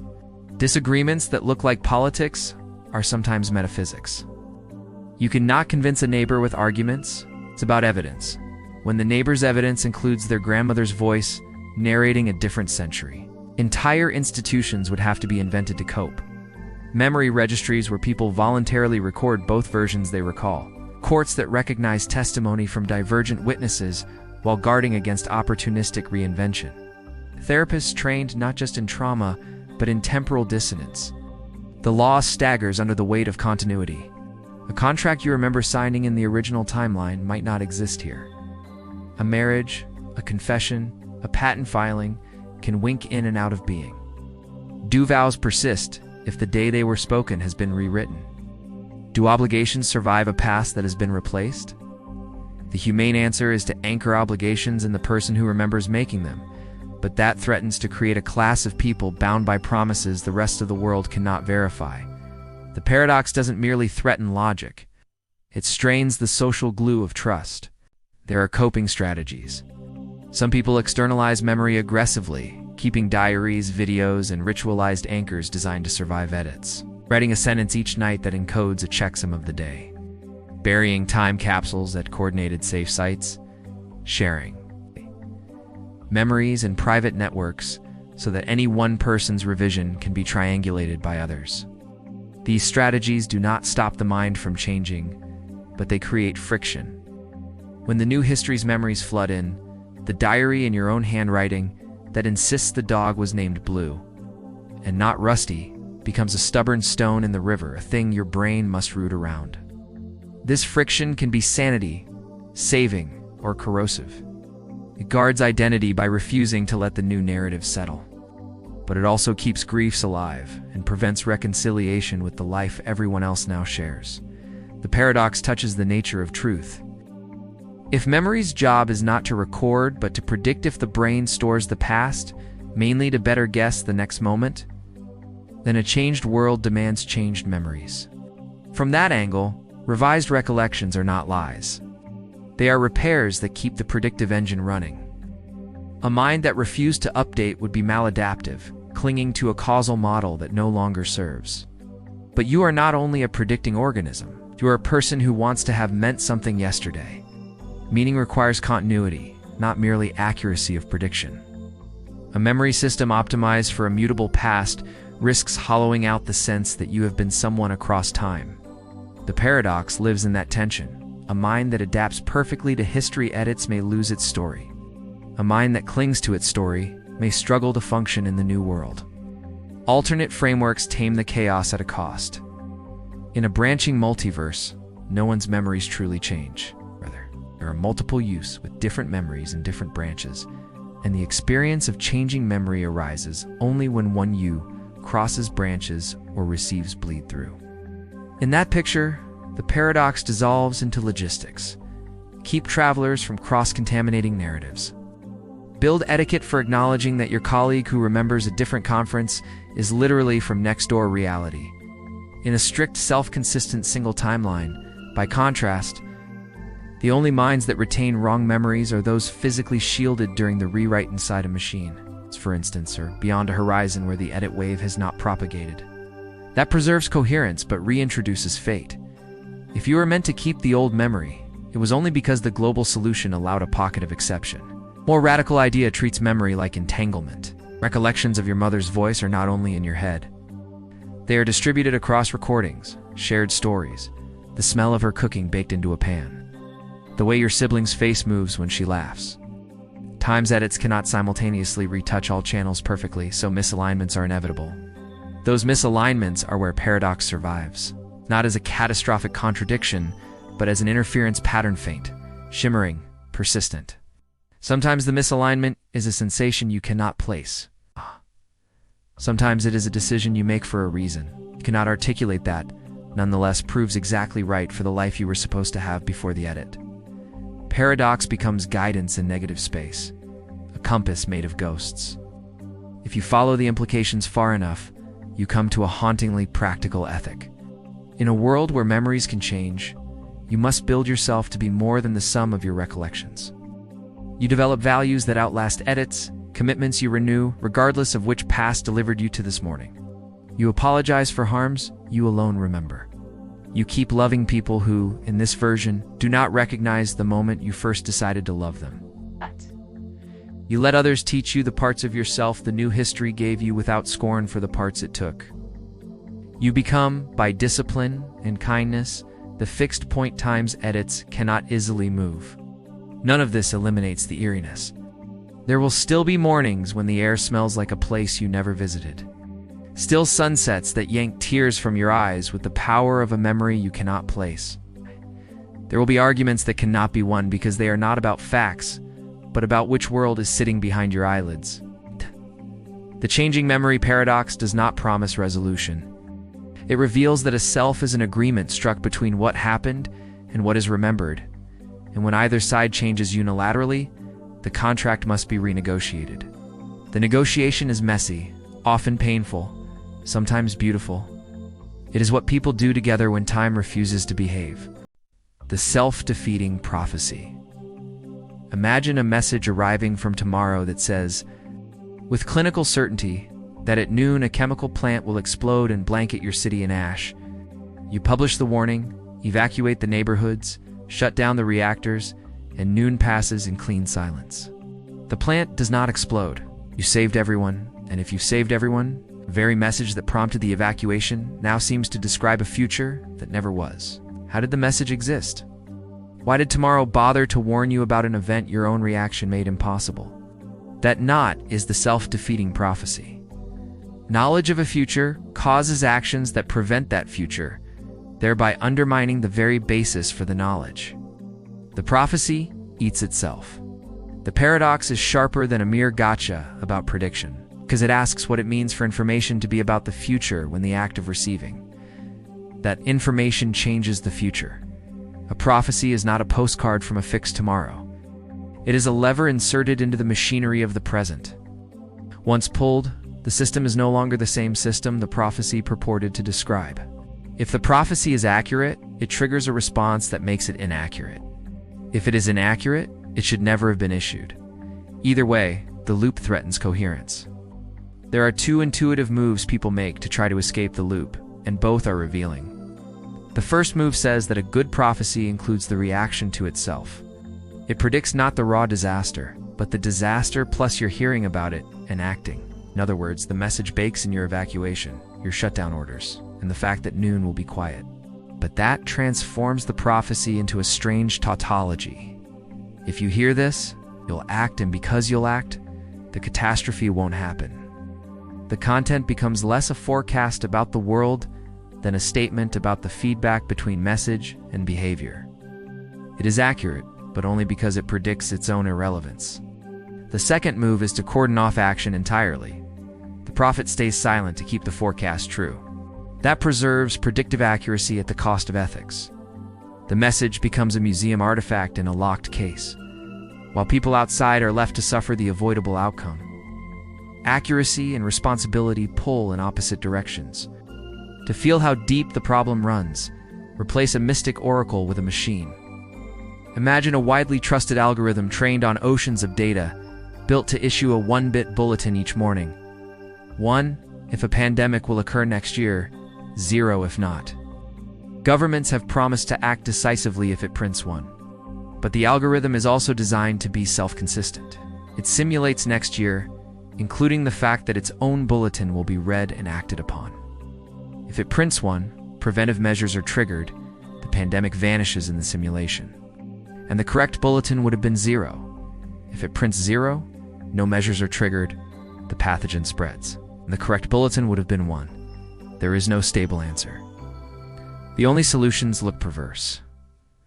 Randomize the release time so actors cannot reliably condition on the output, or publish a distribution rather than a verdict. In both cases, the prophecy retreats from certainty into carefully engineered ambiguity, so that it can be acted upon without annihilating itself. This is where the paradox turns from science fiction puzzle to a general theory of reflexive systems. Predictions alter the thing predicted when the thing predicted is people reacting. Markets exhibit this daily. Announce that a stock will crash and traders may pile in to short it, driving it down unless others preempt by buying the dip, pushing it up, falsifying the prediction, and punishing those who believed it. Public policy does the same. Forecast a shortage and consumers rush to hoard, causing the shortage that wasn't there before. Warn of a run on a bank and you create the run. Warn of a riot and the increased police presence keeps the streets empty. A prophecy about human systems is never inert. It is an intervention disguised as information. Time travel intensifies the reflex. If the message comes from a future that depends on your reaction to the message, the loop tries to resolve itself the way an equation searches for a fixed point. Some universes find one by declaring that only self-consistent histories are permitted. Any announcement that would prevent the announced event simply fails to arrive, or arrives garbled enough that the reaction it triggers is insufficient to change the outcome. The plant explodes despite partial evacuations. You tried, but the world admitted only the history in which trying was not enough. That sounds like fate, but technically it is a constraint. The only futures that can send messages back are those in which sending those messages leaves the future intact. Messages that would be self-defeating become physically impossible. Other universes refuse to contort themselves and instead multiply. You publish the warning, the explosion never occurs, and you now inhabit a branch where the prophecy is false. But the message still came from a sibling branch where it was true. You saved your world, not the world that birthed the warning. The prophecy defeats itself here only locally. It remains accurate somewhere else. It preserves logic at the cost of a new kind of responsibility. You have taken a gift extracted from someone else's suffering. The paradox becomes ethical. Are we comfortable living in a history rescued by the pains of another? There is another path, more subtle, and it lives in the wording. If the content of the prophecy is conditional rather than categorical, if no one acts, the plant will explode. It is no longer self-defeating when it spurs action. It was never claiming that the explosion would occur regardless. It claimed only that the explosion is the default in the absence of intervention. The message is now a device for creating a counterfactual. It tells you about the future you will not live through. This is logically consistent and practically humane, but it has a cost. It deprives the prophecy of mystique. The oracle is reduced to a risk model that talks like a lawyer. The magic drains away, replaced by careful if-then statements. The paradox also exposes the psychology of belief. Prophecies defeat themselves only if people believe them enough to act effectively. If the public confidence is too low, the message will not trigger sufficient changes and the disaster occurs, vindicating the prophecy at a terrible price. Prophets in this world face a perverse incentive to keep their accuracy. They must shepherd belief at a level that is high enough to generate partial mitigation, but not so high that it cancels the event, that pushes prophecy into manipulation. Messages are crafted to provoke a specific magnitude of response, calibrated like a thermostat. The prophet becomes a systems engineer operating on human trust, and the prophecy becomes a behavioral nudge draped in the costume of destiny. From a moral perspective, the self-defeating case is the one you want. It means the warning worked. But the paradox insists that the very success of warnings undermines the epistemic foundations of the institutions that issue them. If they are right, they will look wrong. The better they are at preventing harm, the more their track record will resemble alarmism. That breeds cynicism, and cynicism erodes the capacity to act next time.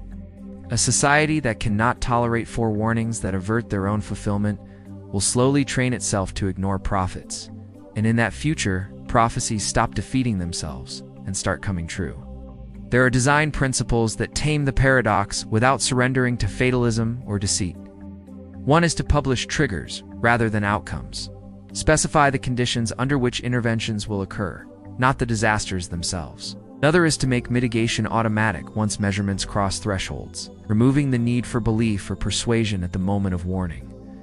A third is to commit to postmortems that honor near misses as successes rather than embarrassments, building a culture that can live with the optics of self-defeat.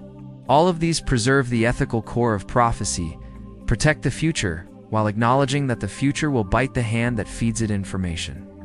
At the deepest level, the self-defeating prophecy is a mirror held up to our desire for control.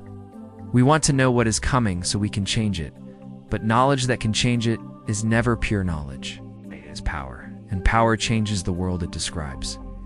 The paradox does not tell us to stop looking ahead. It tells us to accept that truthful foresight will often erase its own evidence, that the best warnings will look like mistakes, and that a mature civilization learns to celebrate that appearance rather than punish it. The quiet factory at noon is not proof that the prophecy was false. It is the proof that someone listened. Broken timeline paradox. When you picture a timeline being broken, don't think of a neat fracture or a crooked seam that can be sewn up again. Think instead of a delicate cathedral of cause and effect built across centuries, and someone well-meaning, terrified, obsessed kicks out a keystone. The cathedral lurches. Stained glass window that once filtered sunlight now lets in a wrong color. The statues shift their gazes a degree to the left. The building still stands, but the geometry that held it together no longer quite fits. That is the heart of the broken timeline paradox. An intervention so consequential that it doesn't merely nudge events onto a different branch. It pulls at the very constraints that allowed the past, present, and future to coherently hang together, and what results is a reality that is internally inconsistent, unstable, that carries the psychic weight of two incompatible histories. Start with an image. You travel back to stop a disaster because a future you remembers it and loathes it. You succeed, the dam doesn't burst. The protest never turns violent. The single fatal decision never occurs. You return to your present expecting relief. Instead, you find small things wrong and large things impossible. Your ticket stub says a band played that never formed. Your childhood photo has a background building that was never built. A colleague remembers a merger that never happened. The historian on TV speaks of a war that, in your saved timeline, never took place. Your memory insists the catastrophe existed and shaped you. The world around you insists it did not. That cognitive fracture, two sets of facts, both demanding to be true, is the subjective face of a broken timeline. But there are deeper, weirder failure modes than mismatched memories. In a logically broken history, you can create literal contradictions.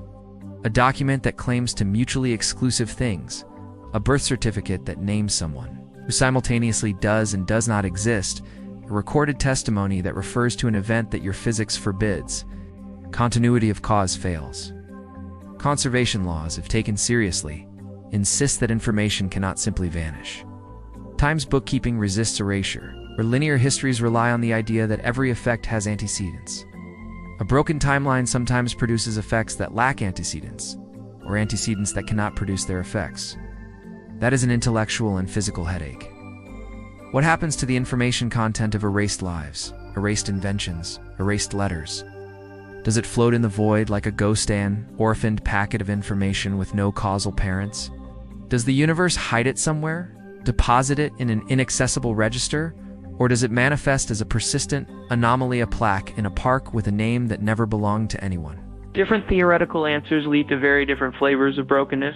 If you believe in single history self-consistency, Nabokov-style reasoning, then broken attempted histories are simply non-starters. The world conspires in subtle ways to make your attempt fail. The plane is late, the pen jams, the message is misread. Brokenness is prevented upstream. Cathedral's keystone cannot be removed because the scaffolding will not allow it.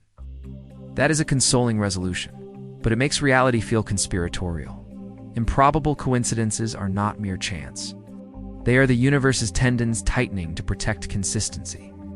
If instead you accept branching many worlds, a break becomes a branching event. You do succeed at saving the dam, but that success births a separate history branch where the catastrophe never happened.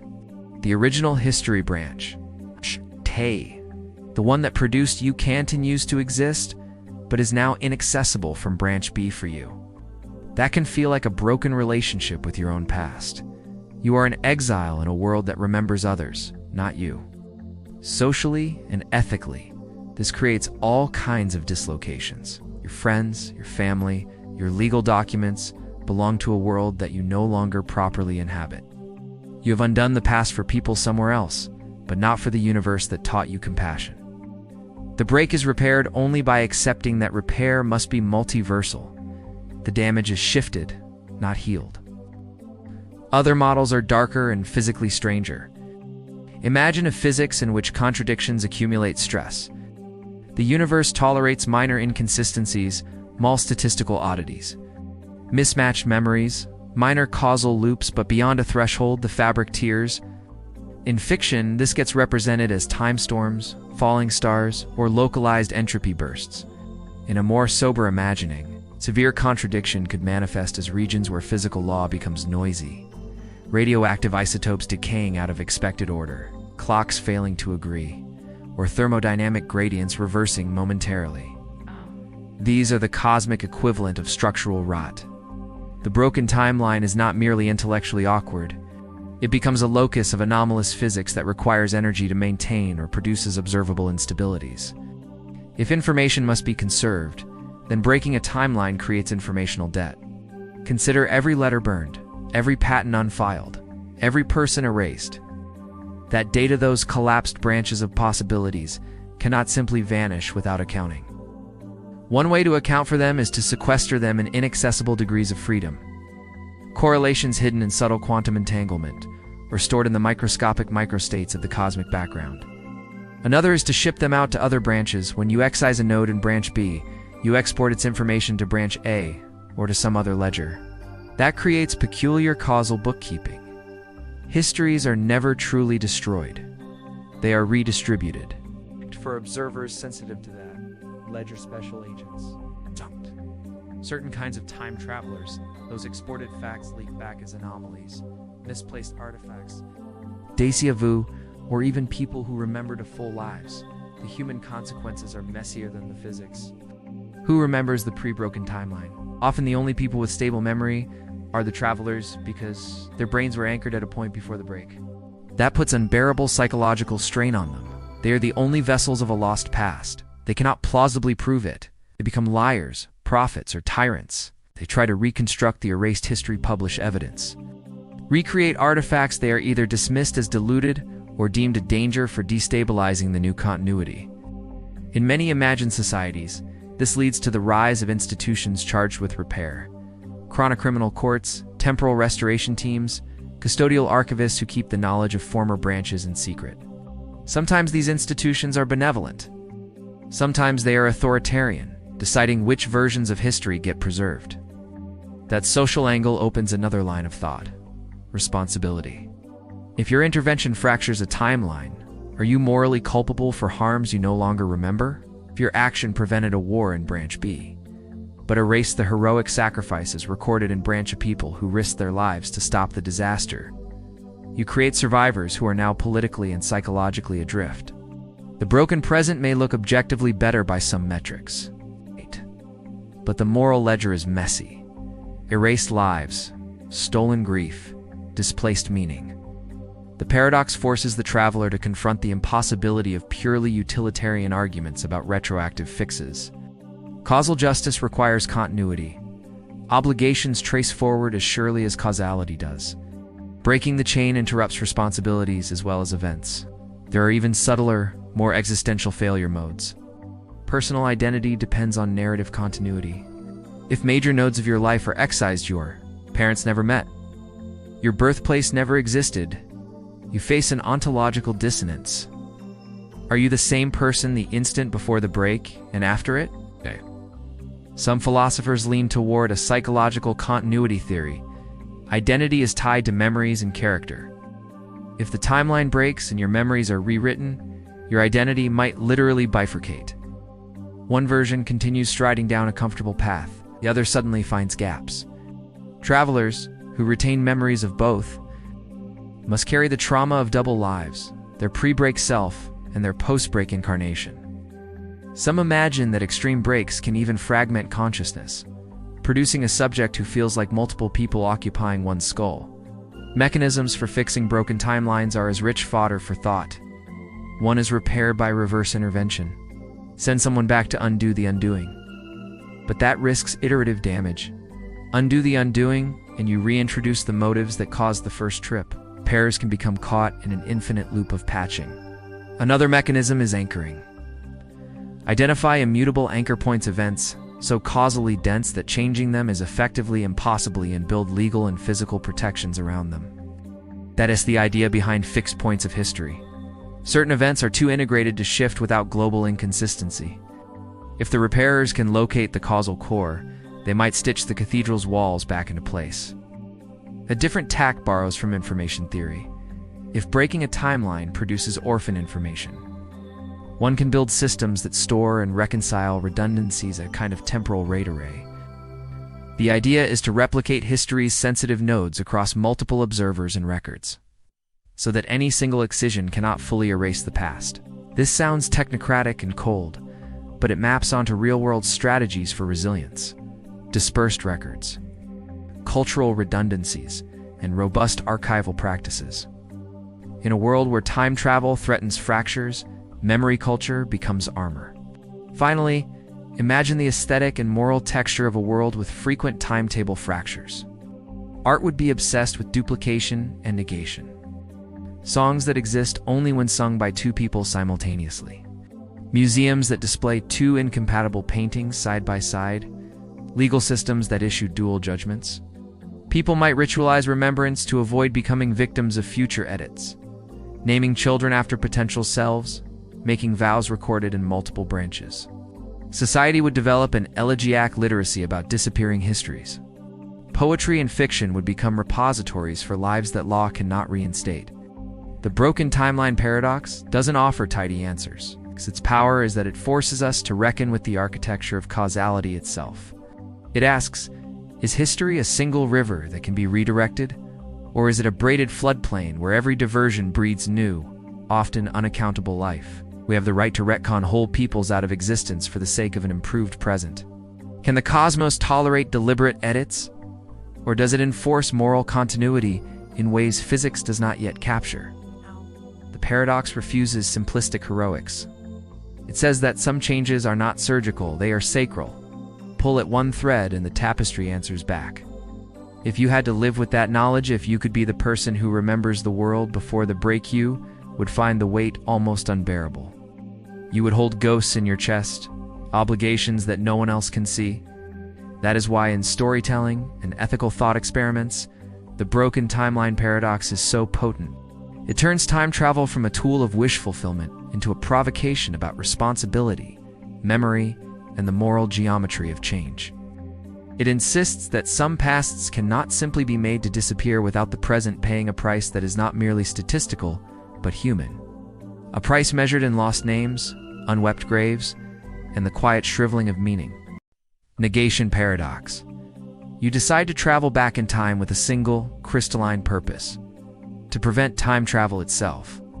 The reason is simple and absolute in your head. Eliminate the technology or the knowledge. That makes your trip possible, and you erase the worst abuses, the paradoxes, the wars, and manipulations that have followed. You picture sneaking into a lab, destroying key components, whispering a warning, or sabotaging a paper before it ever sees light. The target is obvious: the origin point, the inventor, the proof. But as soon as you set this up in imagination, the paradox tightens its grip. If you succeed, the future that sent you never exists. If that future never exists, you never had the reason or the means to come back and stop it. If you never came back, the origin event happens after all. The act that would erase your motive relies on your having that motive in the first place. That is the negation paradox in its purest, cruel form. An attempt to negate the conditions of one's own action, loops back and collapses whatever linear story you thought you could change. At first glance, the paradox is an amusing logical knot, like a sentence that declares its own falsehood. But it rapidly surfaces deep questions about causation, agency, what it even means to prevent something in a temporally flexible world. The paradox forces you to confront three things simultaneously: the ontology of possibilities. What counts as a real past? The constraints physics might impose on retrocausality, and the ethical logic of erasure. Those threads are where theory and human meaning get braided together. Physically, one of the cleanest ways theorists have thought about this is through self-consistency principles. If time travel yields closed causal loops, not every conceivable loop is allowed. Only those histories that are internally consistent, that contain no logical contradictions, can occur. In that view, your attempt to erase the origin would be blocked not by metaphysical moral judgment, but by the structure of the allowed solutions. Guns jam, your message misleads someone into a different choice. Your lab accident is postponed. The event you tried to erase still happens. Because the global equations that govern space-time have no solution in which it doesn't. The universe doesn't have to be malicious. It simply admits only trajectories that do not create a paradox. That is tidy, but it has a strange implication. Things that would create contradictions are made vanishingly improbable. The world becomes conspiratorial in a probabilistic sense.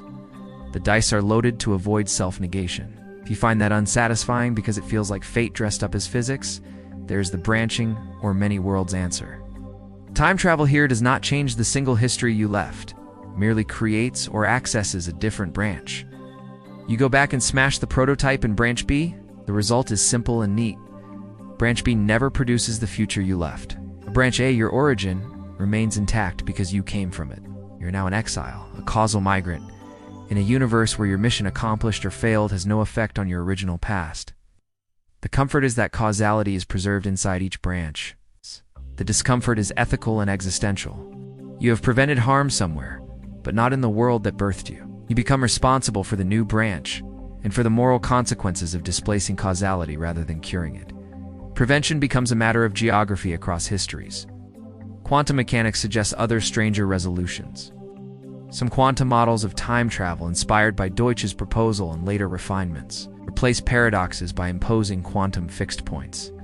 Closed time-like curves can only support mixed quantum states that are consistent under evolution. In practice, that can look like probabilities being reshaped, so that the act of negation has zero amplitude. If your attempt to destroy time travel would lead to an inconsistency, the quantum probabilities conspire to suppress those branches. Alternatively, in post-selected or retrocausal quantum frameworks, events in the future influence probabilities in the past in precise ways such that forbidden contradictions vanish. These are mathematically fascinating, but they beg the question of interpretation. Do we accept a universe where the rules of chance are globally sculpted to preserve temporal coherence? Another possible response to the negation paradox comes from embracing information theory and energetic accounting. To erase a fact that led to your trip, you must expend resources, energy, information, entropy, and every backward transmission carries thermodynamic costs and noise. If you try to delete the origin, you must replace the information and dissipate entropy somewhere. Those costs might ensure that complete negation is physically impossible. Attempts to perfectly obliterate a causal chain will leave fingerprints. Changes that themselves reinstantiate the origin in a slightly different form. In this framing, your sabotage cannot fully erase its cause, because conservation laws and statistical mechanics forbid absolute. Philosophically, the negation paradox turns free will into a strange animal. If your ability to act depends on a future that itself depends on your acting, then agency becomes reflexive. You are not simply making choices. Your choices are constraints in a global solution. Act. One reaction is to say that free will survives locally.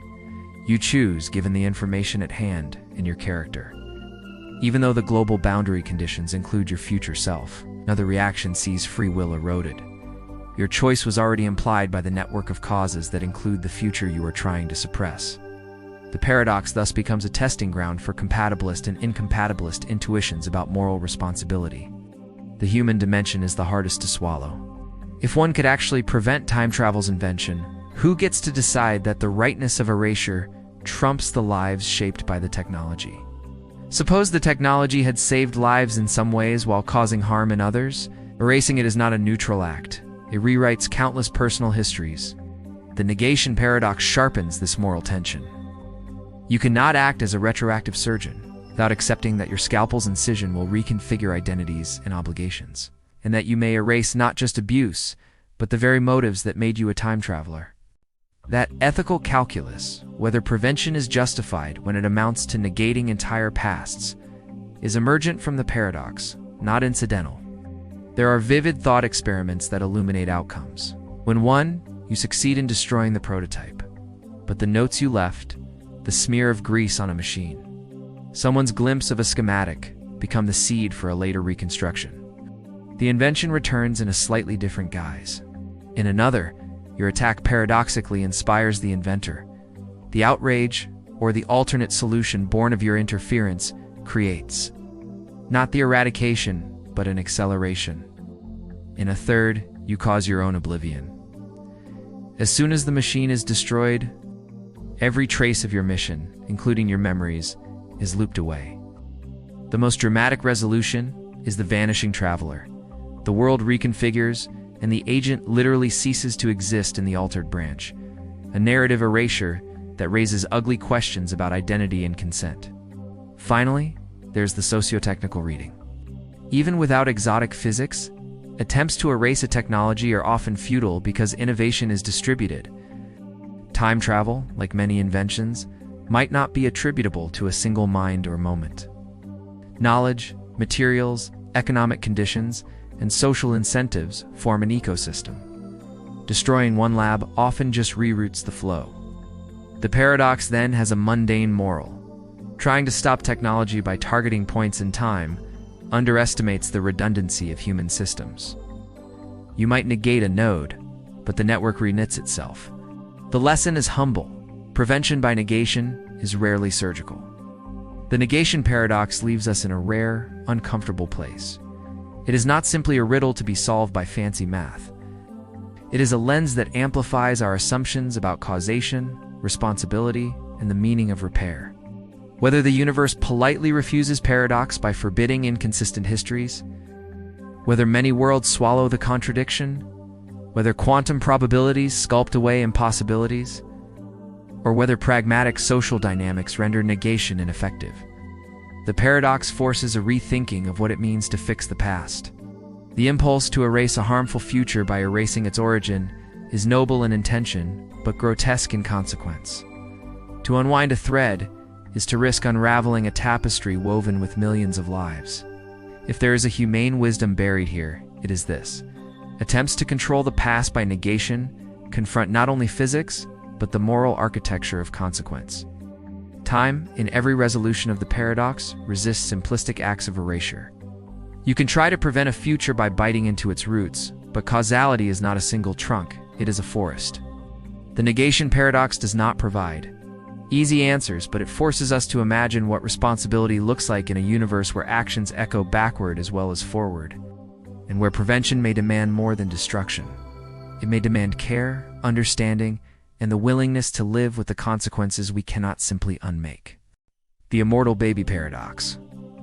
The immortal baby paradox is one of the most strikingly bizarre and unsettling time travel paradoxes, because it entwines innocence, mortality, and causality in a way that is simultaneously fascinating and deeply disconcerting. Imagine a child born under extraordinary circumstances, perhaps in a timeline touched by time travel, quantum anomalies, or some other manipulation of causality. This child is destined never to age, never to die. Their immortality is not merely a biological anomaly. It is enforced by the very structure of time itself. Every event in their life, every interaction, every experience, is part of a self-perpetuating loop that ensures the child remains forever in this state of eternal infancy. The paradox arises when one considers that the child's existence may be both the cause and effect of its own immortality. If the events surrounding the child did not occur precisely as they did, the child might never have survived to the point of becoming immortal. And yet their survival and eternal life are precisely what maintain the causal structure that sustains them. What makes the immortal baby paradox so haunting is the collision between human intuition and temporal mechanics. As humans, we instinctively understand growth, decay, and the arc of life. Infancy leads to childhood, then adolescence, then adulthood, then death. The paradox upends this natural progression. The child's very existence violates the familiar rules of life, producing a being who is forever in the liminal space of infancy, dependent, vulnerable, yet paradoxically eternal. The implications for identity and consciousness are profound. How does a mind develop when time is infinite, but the body remains forever fixed in an early state? What happens to experience, memory, and learning when the temporal conditions that normally structure development are removed? The child becomes a living meditation on the strange elasticity of time, existence, and awareness, a being caught at the intersection of causality and eternity. The paradox also presents deep philosophical and moral questions. If an immortal child exists, whose responsibility is it to protect, nurture, or guide them? What ethical obligations arise when the normal stakes of mortality no longer apply? Every interaction with the child becomes weighted with temporal and moral significance. Actions that seem trivial in ordinary life could ripple across decades or centuries, influencing events that sustain or threaten the child's existence. Moreover, the paradox forces us to confront the unsettling notion that time itself may prioritize or preserve certain lives for the sake of consistency, bending causality in ways that humans cannot fully comprehend. The child is both subject and agent within the temporal architecture, a living testament to the recursive logic of a universe that can fold back on itself. From a theoretical standpoint, the immortal baby paradox can be framed using ideas of closed causal loops, self-consistent timelines, and temporally enforced survival. In such a model, the child's continued existence is not a matter of chance, but a requirement for the coherence of the timeline. Any deviationalness, accident, or interference would create inconsistencies that the universe corrects, ensuring that the child survives intact. This makes immortality less a gift than a structural necessity. The paradox is not about biological endurance, but about the role the child plays in maintaining the continuity of time. The child's life is inseparable from the temporal loops that sustain them, creating a profound interplay between agency, destiny, and the laws of causality. Narratively, the immortal baby paradox is rich with dramatic tension. Imagine a story in which a seemingly ordinary child suddenly exhibits signs of imperviousness to injury, aging, or illness. Caregivers, family, and observers are baffled, fearful, and awed. Events that would normally pose danger or consequence falling from heights. Exposure to illness, near-death experiences become focal points of suspense. Not because of threat, but because of the paradoxical mechanics that preserve the child. As the audience follows the child through repeated cycles of peril and survival, the tension deepens. Every moment is simultaneously ordinary and extraordinary, mundane and cosmically significant. The child embodies the collision of innocence and inevitability, mortality and eternity, human fragility and temporal authority. Psychologically, the paradox raises disturbing questions about perception and experience. If the child remains eternally infantile, can consciousness develop normally? How does memory, emotion, and awareness function in a mind untethered from the usual progression of life stages? The paradox suggests that even as the child's body remains fixed, their consciousness may accumulate experience in ways that defy ordinary understanding, creating a being whose internal life is vast and complex, yet externally forever frozen in early infancy. It is a chilling and fascinating meditation on what it means to exist in time, to grow, and to be human or partially human when the usual rules of life are suspended. Speculatively, One can imagine the paradox expanding further into multiversal consequences.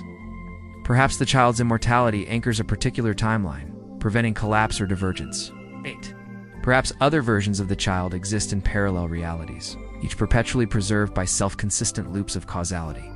The paradox is not limited to a single individual, but could reverberate across history, influencing events subtly or profoundly, reminding us that time is not merely a backdrop for life, but an active self-regulating architecture in which certain existences are protected, maintained, and eternally reinforced. Ultimately, the immortal baby paradox is a meditation on the strange and recursive nature of time, mortality, and existence.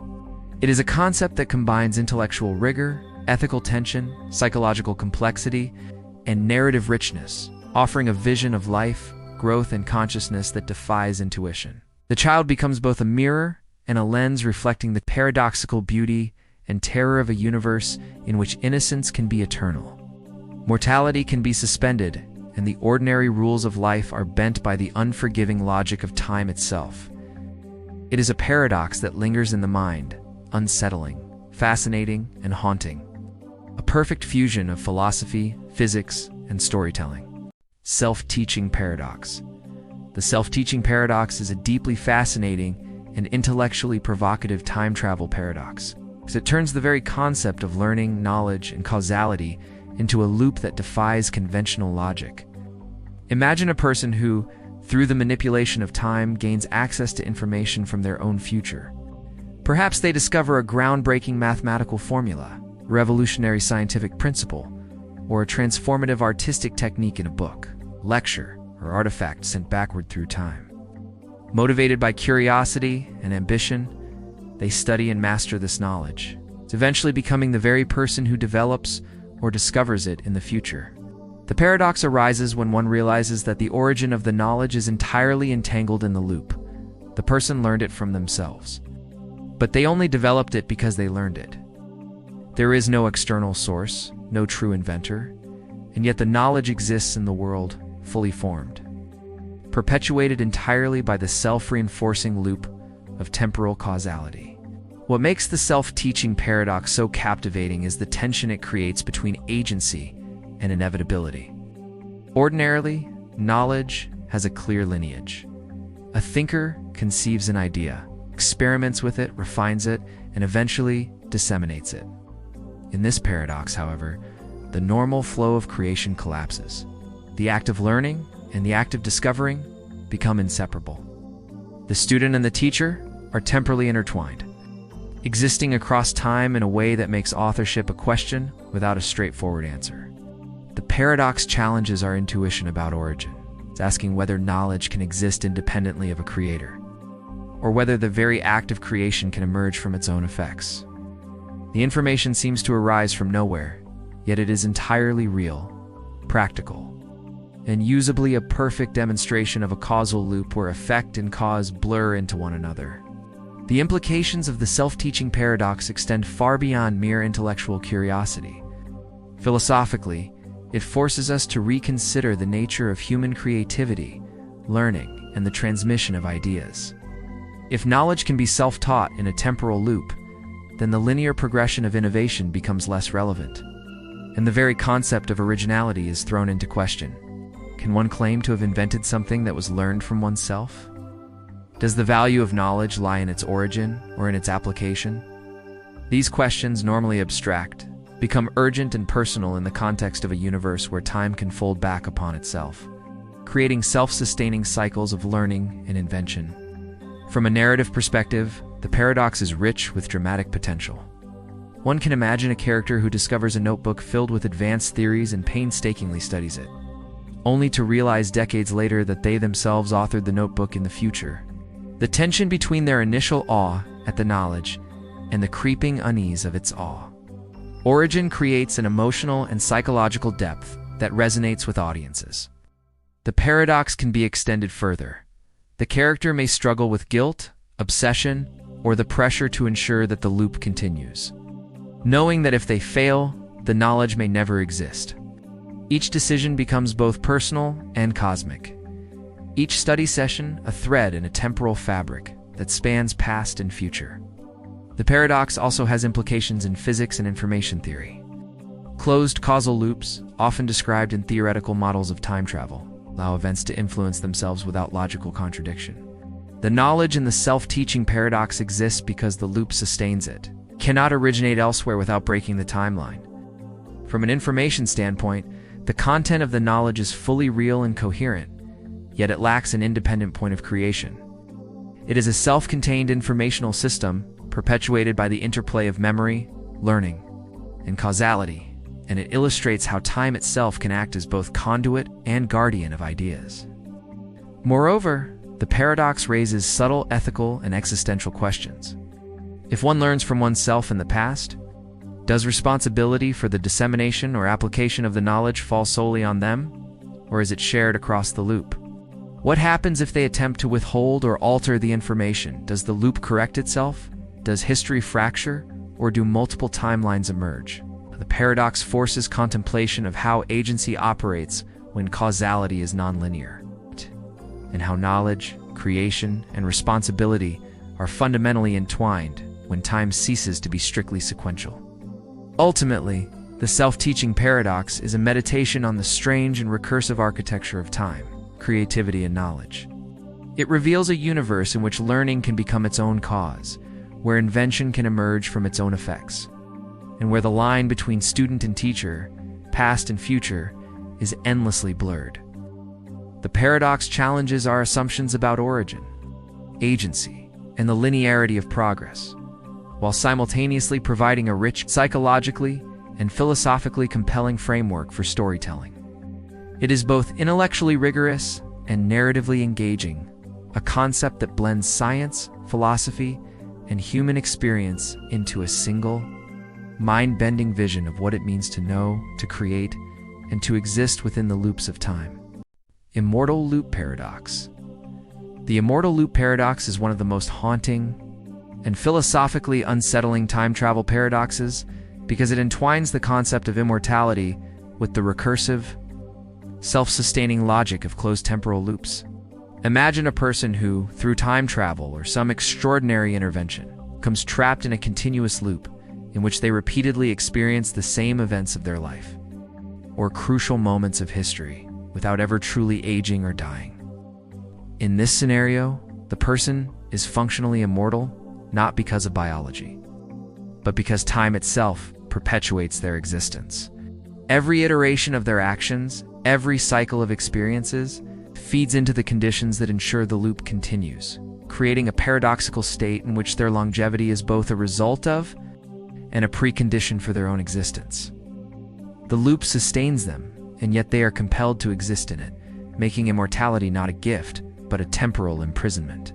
What makes the immortal loop paradox so compelling is the way it challenges our understanding of cause, effect, and identity. Ordinarily, human life is finite, and death marks a natural boundary that defines meaning, memory, and consequence. In the loop, these boundaries dissolve. Actions that might seem trivial gain infinite weight because they are repeated or echoed across countless iterations. Each choice the person makes not only shapes their present, but also loops back to shape their past and their future, forming an unbroken chain of causality that simultaneously extends indefinitely and binds them to a rigid temporal structure. The paradox raises profound questions. Is identity preserved across these iterations? Is consciousness continuous? Or does the self fracture under the weight of endless recurrence? The immortal loop challenges our assumptions about mortality, free will, and the temporal structure of personal existence. From a theoretical perspective, the paradox aligns closely with ideas of closed time-like curves and self-consistent loops in general relativity. The individual's continued existence is ensured by the very conditions that the loop produces. Any deviation, any failure to fulfill the events that propagate the loop, could theoretically unravel it, erasing the continuity that grants them immortality. The universe enforces consistency not by preventing their death outright, but by constraining events so that the loop perpetuates.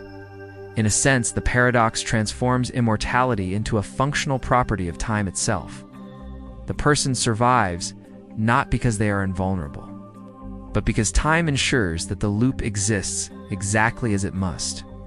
The paradox is also psychologically and existentially profound. Imagine the mental and emotional experience of living through the same pivotal moments over and over again, retaining memory and awareness each time. The initial thrill of infinite life would inevitably give way to disorientation, isolation, and the creeping horror of repetition. Relationships, events, and even personal identity become fluid, unstable, and strangely alien. Every interaction carries the weight of recurrence, and every decision, no matter how small, loops back to affect the conditions that sustain one's existence. The paradox forces us to confront the human dimensions of temporal mechanics. Immortality is not merely biological endurance, but an intricate dance of causality, awareness, and self-perpetuation. Narratively, the immortal loop paradox is extraordinarily rich and engaging. One can imagine scenes where the protagonist witnesses history unfolding in cycles, perhaps subtly changing, perhaps entirely repeating. They may encounter younger versions of themselves, or see the consequences of their actions ripple backward and forward in time. Each repetition is laden with suspense, philosophical tension, and the eerie beauty of inevitability. The audience is drawn into a narrative that is at once personal and cosmic, following a single consciousness as it navigates the complex architecture of time itself. Every loop becomes a story, every iteration a meditation on mortality, choice, and consequence. Philosophically, the paradox illuminates the fragile balance between free will and predestination. The individual may act freely, but only within the constraints that preserve the loop. Their immortality is inseparable from the structure of the loop itself. It's making every choice simultaneously autonomous and dictated. The paradox also resonates with questions about meaning and purpose. If existence is endlessly recursive, if time is a closed circuit, can life retain significance? Or does the infinite repetition render action, memory, and identity meaningless? The immortal loop forces contemplation of existence on a scale both intimate and cosmic, where the self is simultaneously the actor, the audience, and the stage upon which history unfolds. From a speculative and multiversal perspective, the paradox can become even more complex. If loops can branch, if minor deviations generate parallel timelines, then the immortal individual may experience countless variations of reality, each consistent within its own loop. They might witness events that diverge subtly or dramatically, creating an ever-expanding web of experience that both magnifies and complicates the concept of immortality. Even in this branching multiverse, however, the essential paradox remains. Their continued existence is guaranteed only by the recursive structure of time, a fragile, self-reinforcing architecture that is as awe-inspiring as it is terrifying. Ultimately, the immortal loop paradox is a meditation on time, existence, and the human psyche caught in the recursive logic of eternity. It transforms immortality from a simple extension of life into a deeply intricate, paradoxical phenomenon where existence, identity, and causality are inseparable. The loop sustains life even as it constrains it, and consciousness is both enduring and trapped, free and bound. A living testament to the strange, recursive, and often counterintuitive nature of time itself, it is a paradox that combines intellectual rigor, philosophical depth, and narrative intrigue, offering a vision of immortality that is as thrilling as it is terrifying, a universe in which life itself is caught in an eternal, self-perpetuating cycle. Future knowledge paradox. The future knowledge paradox is one of the most mind-bending and intellectually provocative of all time travel paradoxes. It's because it challenges our fundamental understanding of knowledge, causality, and the relationship between foreseeing and shaping events. Imagine a scenario in which a person somehow gains knowledge of the future, perhaps through time travel, advanced technology, prophetic insight, or a message sent backward through time. This knowledge can be astonishingly precise. They know who will win an election, the outcome of a major disaster, the secrets of a scientific breakthrough, or even the intimate choices of individuals they care about. Armed with this foresight, the individual believes they can act to either ensure the future unfolds as predicted or attempt to prevent certain events. Yet herein lies the paradox. By acting on this knowledge, the person may inadvertently bring about the very future they sought to confirm or avert. Knowledge of the future, rather than being a tool for control, becomes a self-fulfilling mechanism, creating loops where cause and effect intertwine in bewildering ways. What makes this paradox compelling is the tension it generates between free will and determinism. In ordinary life, knowledge allows action. You see danger ahead, you step aside. You foresee opportunity, you seize it. But in the framework of the future knowledge paradox, foreknowledge is not neutral, it actively shapes outcomes. For instance, imagine someone learns that a particular company will develop a revolutionary technology in 10 years. Motivated by ambition, they invest heavily in the company, influence its research decisions, and provide critical advice. Their interventions accelerate the development, ensuring the future they initially predicted. Knowledge of the future has not merely informed their choices, it has caused the outcome. The future they knew existed only because they acted on it, creating a closed loop of causality. The paradox forces us to confront the unsettling notion that the act of knowing may be inseparable from the act of creating. Physicists and philosophers alike find this paradox intriguing because it exposes a subtle but profound tension in the structure of time. Closed causal loops and the notion of self-consistency become central. For the timeline to remain coherent, events influenced by future knowledge must unfold in a way that preserves the very information sent back or discovered in advance. If a person learns of a future event but acts in a way that prevents it, the timeline becomes inconsistent. In some theoretical frameworks, such inconsistencies are impossible, and the universe corrects them automatically, nudging events towards self-consistency. In others, alternate timelines may branch off, creating parallel histories where some versions of the event occur and others do not. Either way, foreknowledge ceases to be a simple window into the future and becomes a dynamic, interactive component of reality itself. The paradox is deeply compelling psychologically and morally. Knowing the future comes with immense responsibility and almost unbearable tension. Every choice is shadowed by the knowledge that intervening could either stabilize or destabilize the outcome. The individual is caught in a delicate dance. Their awareness of what is to come amplifies their sense of agency, while simultaneously constraining it. Even the attempt to act correctly or wisely may become a trap, forcing actions that align with the timeline rather than deviating from it. The paradox thus highlights the fragility of human intention in the face of temporal mechanics. The very act of trying to exercise control can ensure that the future unfolds exactly as foreseen, blurring the line between free will and predestination. Narratively, the future knowledge paradox is endlessly rich.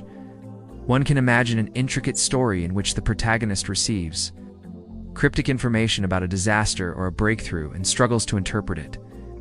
Every decision becomes suspenseful. Should they act to prevent what they know is coming, or allow events to unfold? Every interaction carries weight, because influencing even minor details may have cascading consequences that ultimately reinforce the predicted future. The audience is drawn into a tension-filled narrative, captivated by the interplay of anticipation, moral dilemma, and the eerie inevitability that knowledge itself has become a causal force. The paradox also resonates philosophically. It forces us to confront the nature of information and causality. Is knowledge ever truly independent of events? Or is it always entwined with the outcomes it describes? Can the future exist in any meaningful sense before it is acted upon? Or does foreknowledge inherently create the conditions for that future to emerge? The paradox raises fundamental questions about determinism, the arrow of time, and the way human perception interacts with the universe's causal architecture. In a sense, it suggests that time is not merely a passive container for events, but an active, self-referential system where knowing and doing are inextricably linked. From a scientific and speculative perspective, the paradox also intersects with probability, quantum mechanics, and multiverse theory. In a branching universe, knowledge of the future may not guarantee a single outcome, but may influence which branches are realized. In some branches, attempts to prevent an event succeed. In others, they fail, producing exactly the outcome that was initially known. The paradox thus illustrates both the fragility and the robustness of time. The future can be malleable, yet self-enforcing, shaped by foreknowledge in ways that challenge intuition. Ultimately, the future knowledge paradox is a meditation on time, knowledge, and human agency. It reveals a universe in which information is not neutral, but causal, where the act of knowing can create or enforce the very events that knowledge describes. It is intellectually stimulating, morally provocative, and narratively rich, a perfect paradox to explore in depth because it blends science, philosophy, and storytelling into a concept that is as unsettling as it is fascinating, revealing the strange, recursive, and often counterintuitive nature of time itself. Looping murder paradox. The looping murder paradox is one of the most haunting and viscerally compelling time travel paradoxes, because it forces us to confront the chilling intersection of human intention, morality, and the inexorable mechanics of time.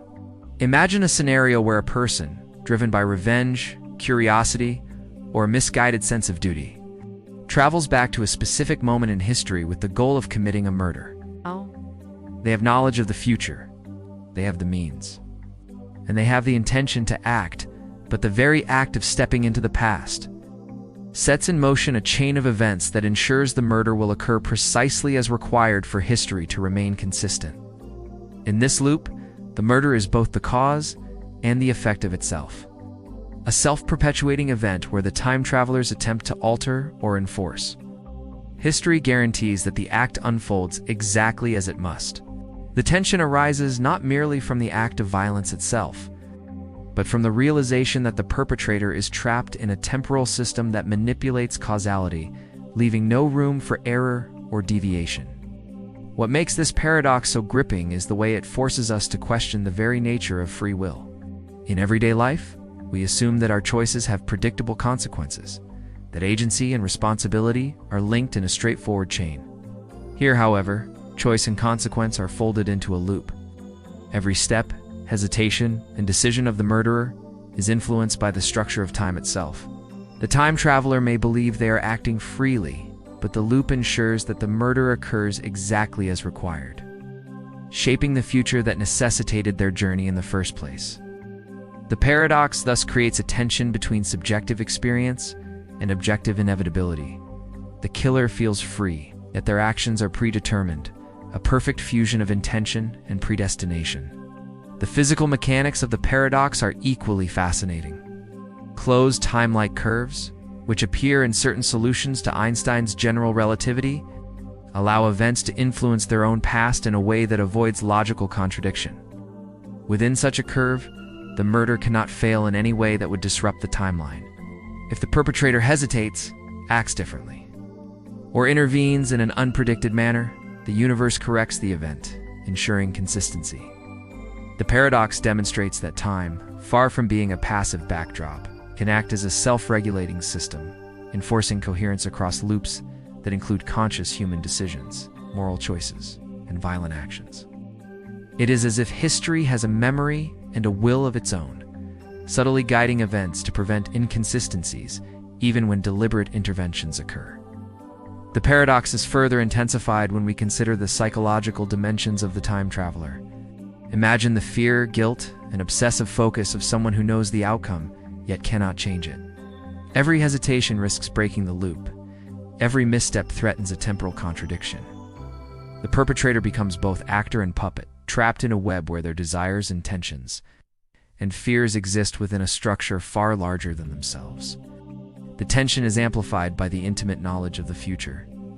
The murderer knows the consequences, but cannot escape them, creating a terrifying blend of foreknowledge, inevitability, and moral entrapment. Narratively, the looping murder paradox is a treasure trove of suspense. One can envision the scene unfolding with cinematic precision, the murderer stalking their target, tension building as every step is guided by the loop, the subtle variations in timing or position cascading through history. Even minor events, like a door opening a fraction of a second later or a bystander moving slightly out of place, become pivotal in maintaining the loop's integrity. The murder is both ordinary and extraordinary, a simple act of violence elevated into a cosmic puzzle, where every micro-decision resonates through the timeline. The audience is drawn into the paradox, caught between anticipation and dread, experiencing the act as both inevitable and morally fraught. The ethical and philosophical implications are profound. If a murder occurs because it must occur, can the perpetrator be held fully responsible? Is morality absolute in a universe that enforces self-consistency? The paradox suggests that free will and responsibility may exist alongside predestination, a duality that is as intellectually challenging as it is emotionally unsettling. It also raises questions about causality and intervention. Can one ever act outside the constraints of time? Or are all actions inevitably guided by the structure of history itself? The murderer's knowledge, intention, and actions are simultaneously significant and constrained, a perfect embodiment of the tension between agency and inevitability. From a speculative perspective, the paradox invites further exploration of quantum mechanics and probabilistic timelines. In a multiverse interpretation, each intervention could spawn branching realities, each self-consistent yet divergent. The murder may occur differently in parallel timelines, but in each, the loop preserves a form of the event, demonstrating the resilience of causality across multiple potential histories. Even minor deviations ripple across the web of time, highlighting the fragility and power of temporal interactions.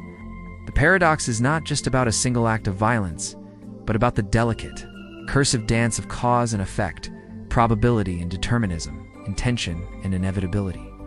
Ultimately, the looping murder paradox is a meditation on time itself, on the terrifying beauty of causality, and on the human psyche caught in the web of temporal recursion. It transforms a single act into a cosmic reflection, a narrative where past, present, and future are inseparably intertwined, and where morality, agency, and consequence are simultaneously exercised and constrained. It challenges our deepest intuitions about free will, predestination, and the nature of action, revealing a universe in which even the darkest human deeds can be bound in a loop of eternal recurrence, where every moment is both cause and effect, and where time itself becomes an active, self-enforcing, agent-shaping reality. Paradox of the self-created artifact. The paradox of the self-created artifact is one of the most intellectually provocative and deeply unsettling time travel paradoxes, because it forces us to confront the very nature of creation, causality, and the boundaries between origin and existence. Imagine a scenario in which an individual in the future encounters an artifact, a machine, a piece of technology, a book, or even a work of art that is so extraordinary it seems to have no creator. Driven by curiosity, necessity, or inspiration, the individual decides to take this artifact back in time, placing it in the hands of someone in the past or leaving it where it can influence the course of history.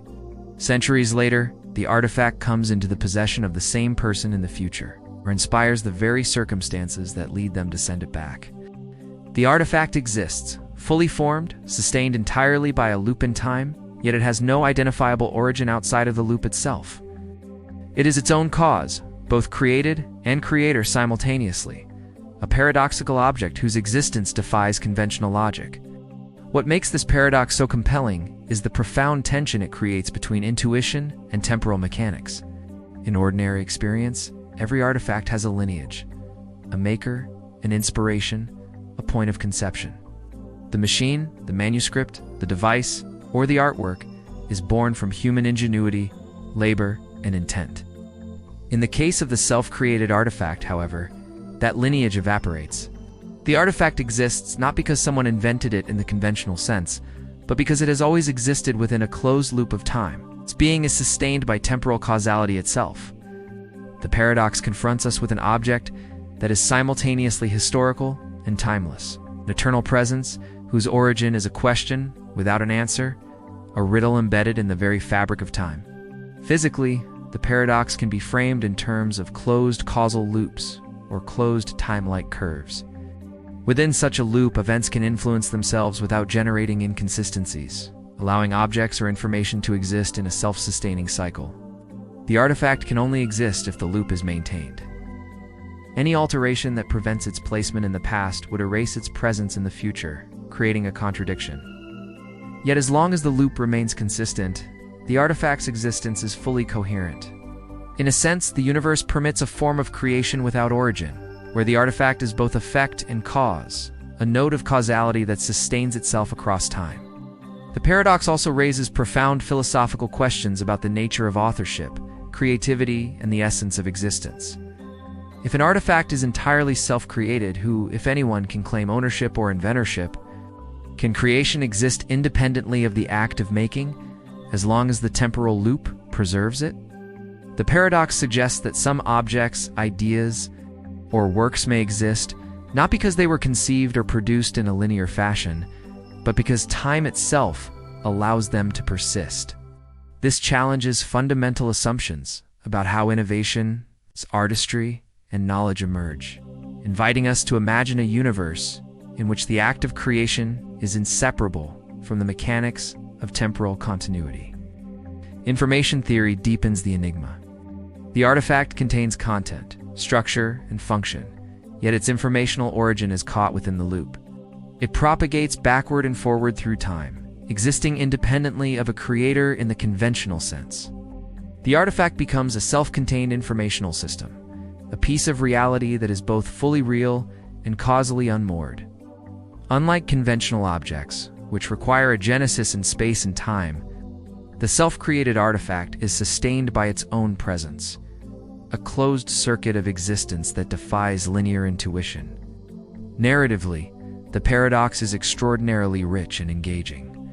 Imagine the tension of discovering an artifact whose origin cannot be traced, whose influence shapes history while its own genesis remains a mystery. The artifact becomes a character in its own right, a silent agent influencing events, inspiring actions, and shaping futures.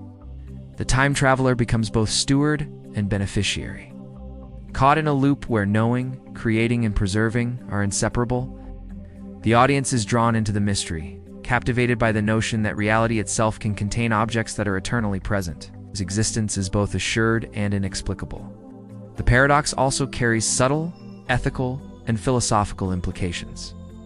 By sending the artifact into the past, the time traveler directly influences history, culture, and technology.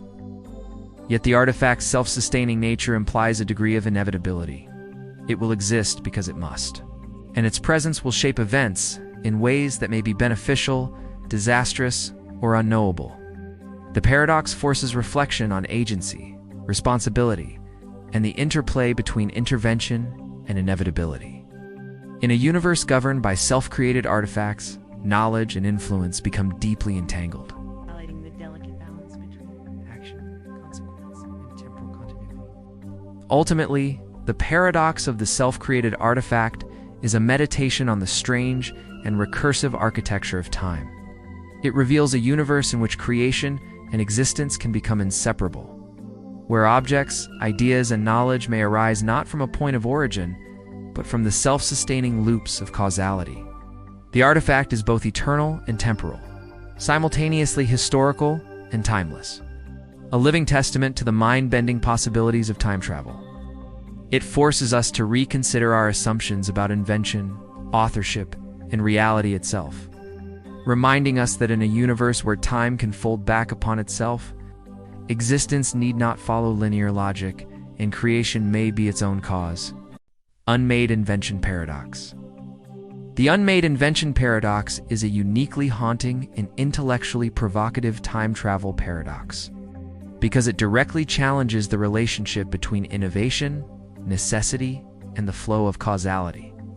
Imagine a scenario in which an inventor in the future develops a groundbreaking device, perhaps a machine capable of curing disease, generating limitless energy, or even facilitating time travel itself. But before the invention ever comes to fruition, someone from the future travels back in time and warns or influences the inventor in a way that prevents them from creating it. Perhaps the warning reveals that the invention will cause catastrophe, or the influence subtly alters the inventor's decisions, motivations, or priorities. In this situation, the invention is never made. Yet its absence paradoxically threatens the very circumstances that motivated the time traveler to intervene in the first place. If the invention is unmade, then the future that sent the warning no longer exists in the same form, raising the question, how could the time traveler have acted to prevent it?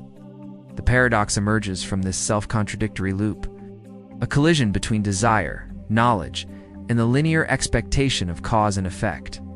What makes the unmade invention paradox especially engaging is its tension between human ambition and temporal logic. In conventional scenarios, Invention is a linear process.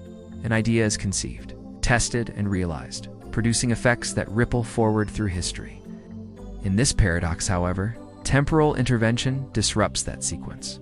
The act of going back in time to prevent the invention creates a feedback loop where the very act of interference might nullify the conditions that made the intervention necessary. The invention's existence and non-existence become entangled in a delicate, almost impossibly precise balance, forcing the observer to confront a universe in which progress, prevention, and causality are not separate but intimately intertwined. Physics provides a theoretical framework for understanding the paradox. Through the lens of closed causal loops and self-consistency constraints, for a timeline to remain stable, the universe may impose subtle restrictions that prevent true contradictions. Perhaps the time traveler's interference is always imperfect, nudging the inventor in ways that delay or alter the invention but never fully prevent it, thereby maintaining overall causal coherence. In this sense, the paradox highlights the limits of intervention. Even when human intention seeks to erase an outcome, the mechanics of time may enforce consistency, ensuring that the invention or some variant of it still comes into being. The universe, therefore, becomes a self-correcting system, preserving causality even in the face of deliberate disruption. From a philosophical perspective, the paradox raises profound questions about the nature of human ingenuity, responsibility, and knowledge. If an invention can be erased from history before it exists, does it ever truly exist at all? Is the invention a potentiality rather than a reality, a shadow that can only be manifested if certain temporal conditions are met? Moreover, paradox emphasizes the ethical weight of foresight.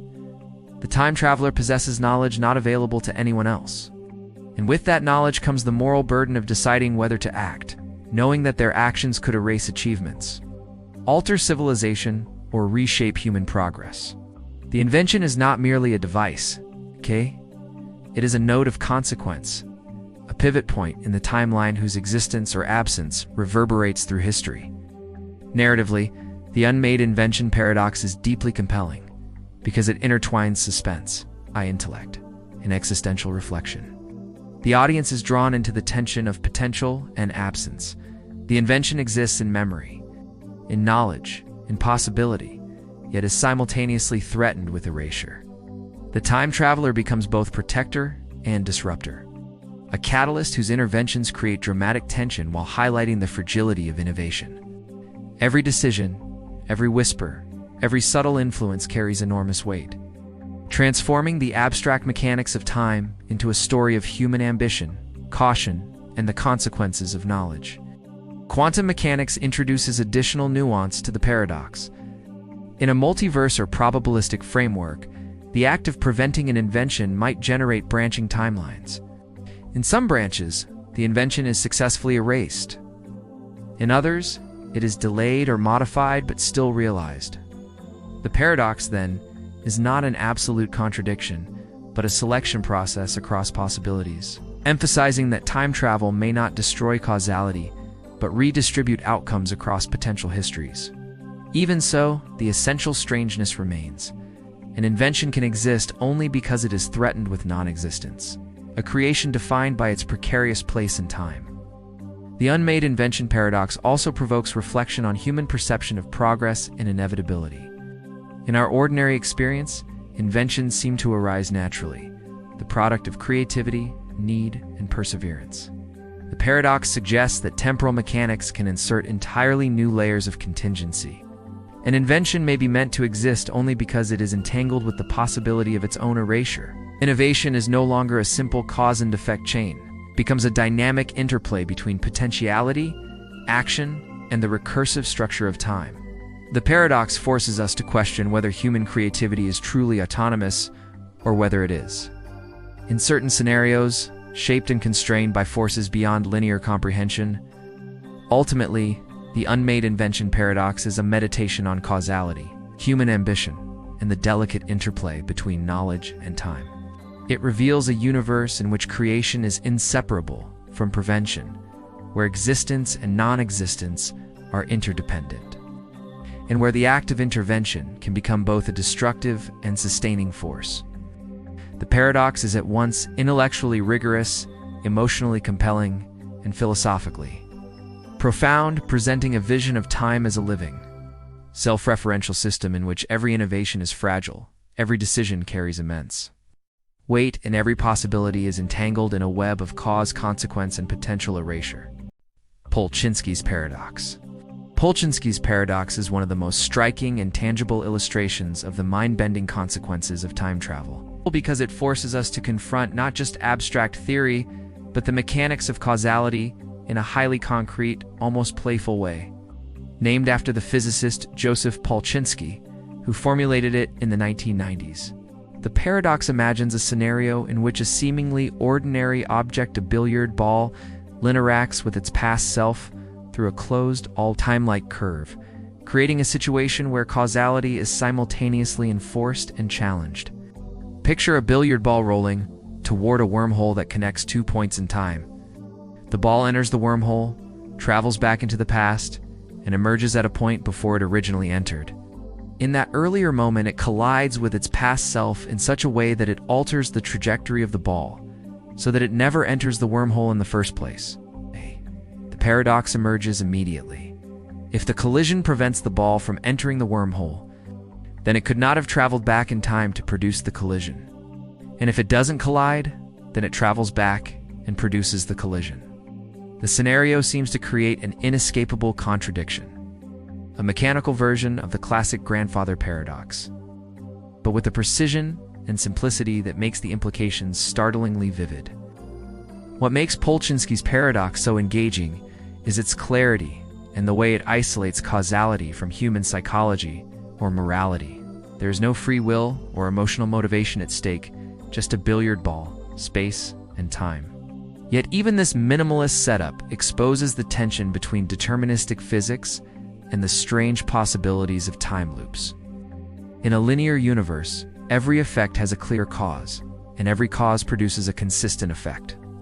In the presence of closed time-like curves, however, causality can fold back on itself. The ball is both the agent and the recipient of its own influence, and its state at one moment is inseparably linked to its state at another moment in a way that defies conventional intuition. Physicists have approached this paradox by exploring the concept of self-consistent solutions. While the scenario as initially described seems contradictory, it turns out that it is possible to find trajectories in which the billiard ball interacts with its past self without generating an inconsistency. The collision might slightly nudge the past ball in such a way that it still enters the wormhole, but along a subtly altered path. In this way, the universe enforces a delicate balance. The ball's journey is consistent with the past, present, and future, even as it interacts with itself. Polchinski's paradox thus reveals a profound insight about closed causal loops. Apparent contradictions can be resolved if events are carefully balanced, allowing time travel to exist without breaking physical law, but only under very specific, finely tuned conditions. The paradox becomes even more fascinating when viewed through the lens of probability and quantum mechanics.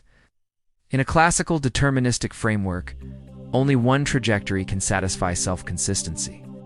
But in a quantum universe, multiple paths may exist, each with a certain probability.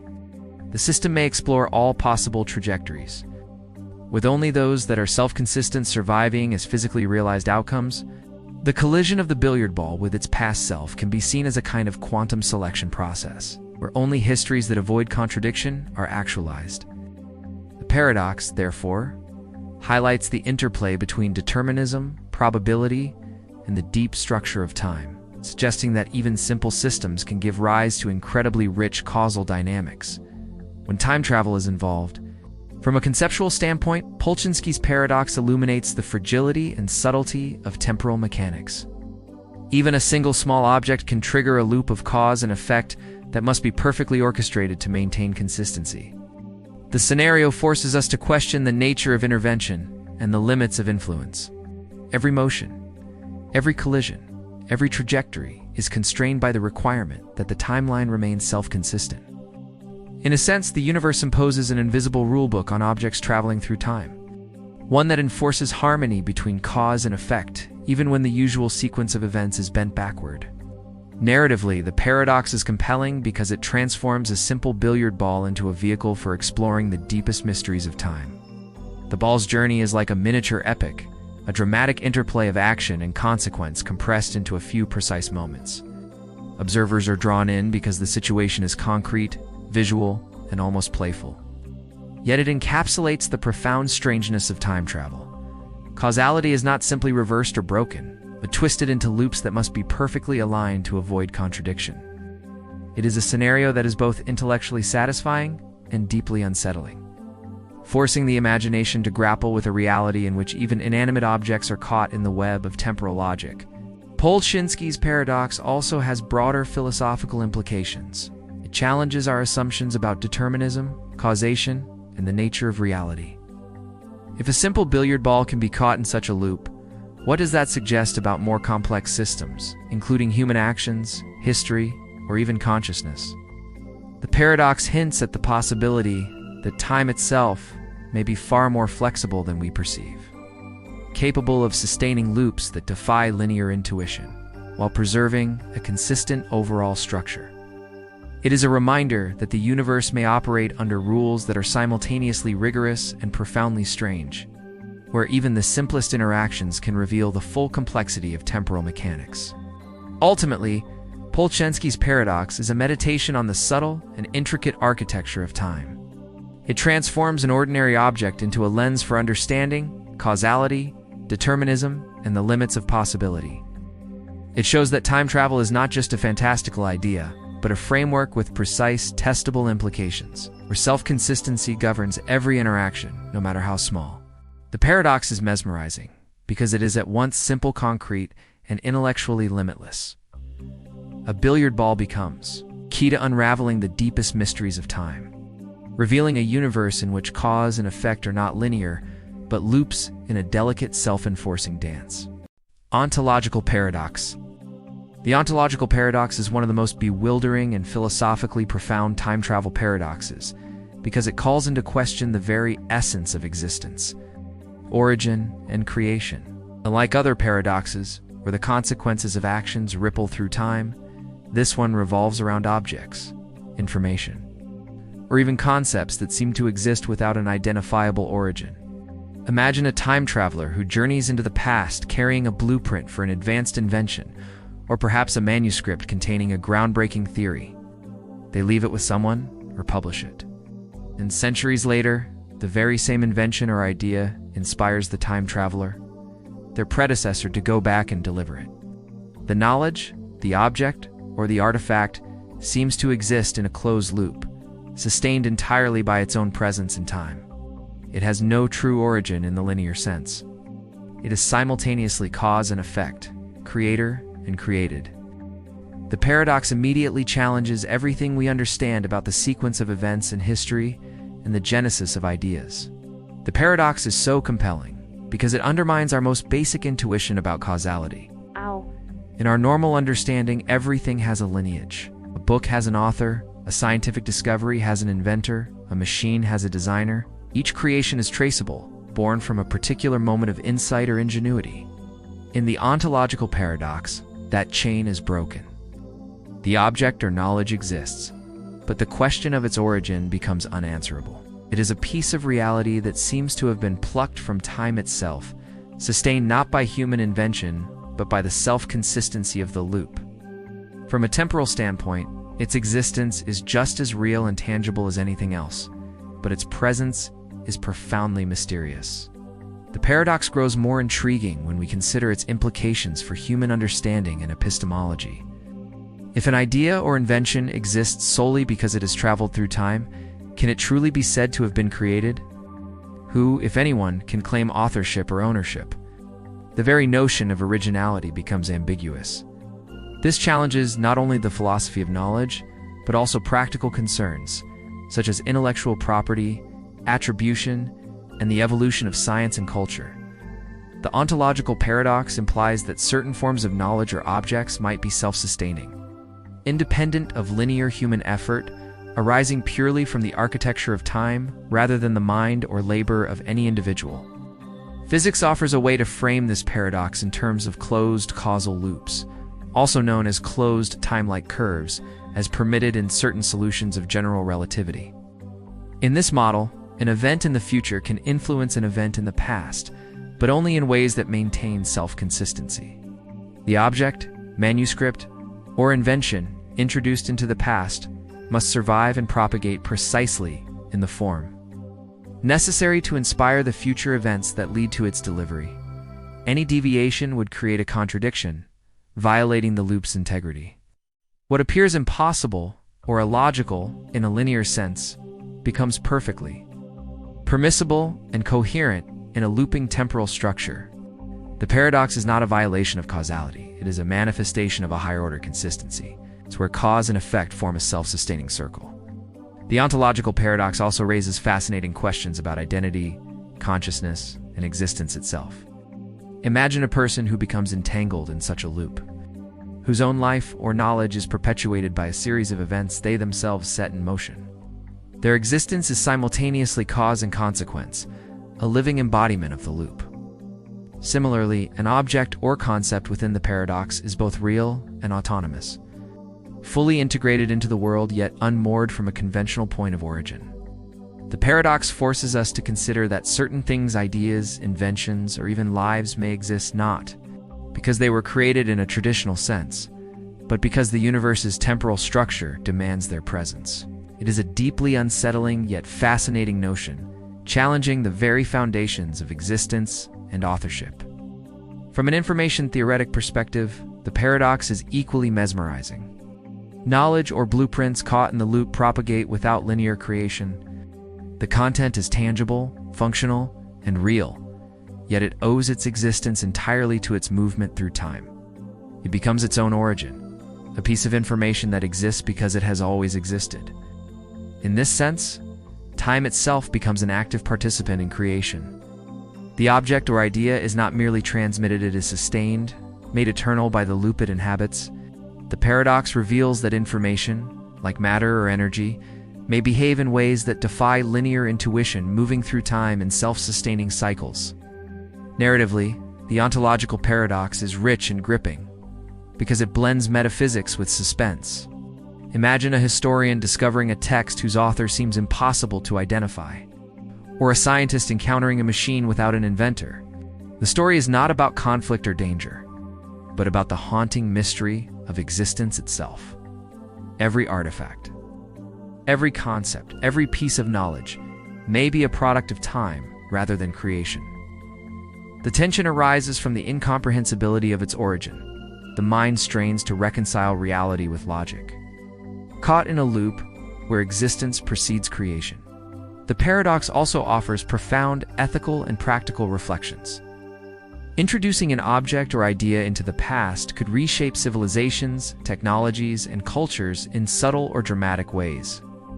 Even if the loop ensures that history remains consistent, the ramifications ripple outward, influencing countless events and lives.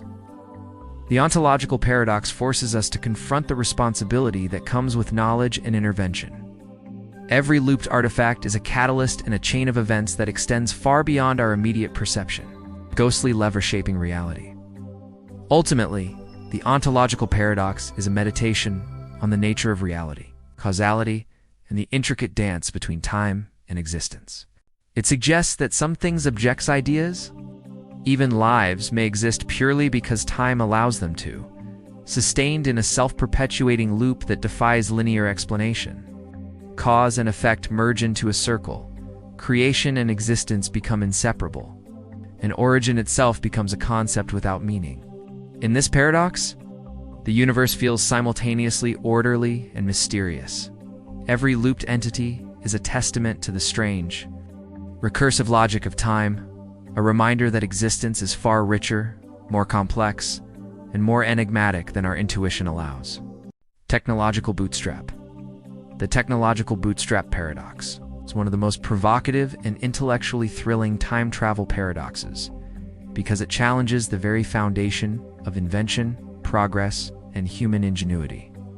Imagine a scenario where a brilliant engineer, scientist, or inventor from the present discovers a way to travel back in time. They take with them designs, schematics, or knowledge of an advanced technology, perhaps a futuristic engine, a revolutionary computer, or a sophisticated medical device and share it with someone in the past, or even use it themselves to reconstruct the technology in an earlier era. Centuries later, that very technology inspires further developments, eventually culminating in the invention or discovery that allows time travel in the first place. The loop closes neatly. The technology exists because it was sent back from the future, and the future uses the technology to send it back again. The paradox lies in the unsettling question: where did the technology actually originate? The paradox is compelling because it undermines the traditional notion of linear innovation. Normally, human progress is seen as a cumulative chain, a series of inventions and discoveries, each building upon the last. Each piece of technology has a clear ancestry. Someone conceives it, experiments, refines, and ultimately deploys it. In the technological bootstrap paradox, that lineage vanishes. Technology exists in a self-contained loop, sustained by its own existence. It has no true point of creation outside the cycle of time travel. It appears fully formed, without a historical inventor. As though innovation itself were suddenly lifted from linear causality and deposited into the timeline. Physics provides a framework for understanding how such a paradox could theoretically occur. Closed causal loops, or closed time-like curves, as described in general relativity, allow events to influence their own past. Within such a loop, the technology can exist without contradiction because every instance of its appearance is consistent with the history, leads to its transmission. If the technology were altered in a way that prevented its eventual return to the past, the loop would be inconsistent, generating a temporal contradiction. The universe, in this model, enforces self-consistency.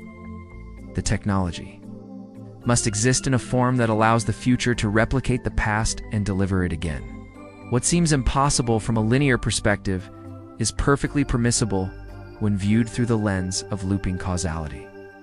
The paradox also illuminates questions about authorship and creativity. If a piece of technology exists solely because it was transmitted from the future, can anyone claim to have invented it? The engineer who first studies the blueprints, the technician who assembles the components, and the future inventor who perfects the designs are all participants in the loop, but none is the true originator. In this sense, the technology becomes its own author. The concept of human ingenuity is stretched to its limits. Progress may appear miraculous because it exists independent of conventional cause, yet entirely dependent on the loop for its continuity. Information theory adds another layer to the paradox. The blueprints, formulas, and schematics that constitute the technology are effectively causally unmoored. They propagate backward and forward through time without an origin outside the loop. They exist as information in motion, sustained not by human creativity in a linear sequence, but by the mechanics of temporal feedback. The paradox forces us to consider a universe in which information can be self-generated, self-perpetuating, and yet fully real and functional, capable of producing tangible technological effects. The existence of the technology is a testament to the loop itself, a kind of informational Mobius strip. Ethically, the technological bootstrap paradox carries intriguing implications. Introducing advanced technology into the past can radically reshape civilization, culture, and societal development. Even if the loop ensures the technology's existence is consistent with history, its deployment may have unpredictable ripple effects. War, industry, medicine, communication, all could be altered in unforeseen ways. The paradox suggests that knowledge and innovation are not morally neutral when displaced in time. They are entwined with responsibility and consequence, bound by the invisible architecture of causality.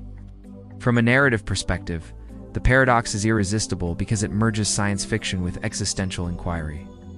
It allows for stories where civilization leaps forward seemingly by accident, where miracles of technology appear fully formed, and where the boundary between human creativity and temporal inevitability blurs.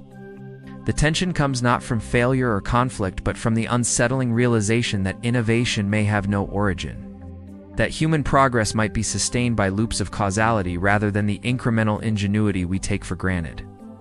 The story of the technology is the story of time itself, a loop in which invention and implementation are inseparable from the mechanics of temporal continuity. The paradox also raises profound questions about dependency and determinism.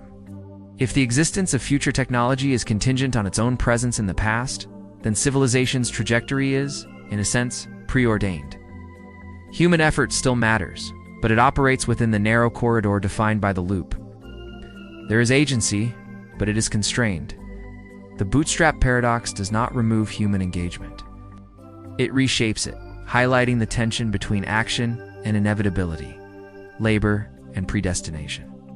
Ultimately, the technological Bootstrap Paradox is a meditation on the nature of invention, its causality, and the architecture of time.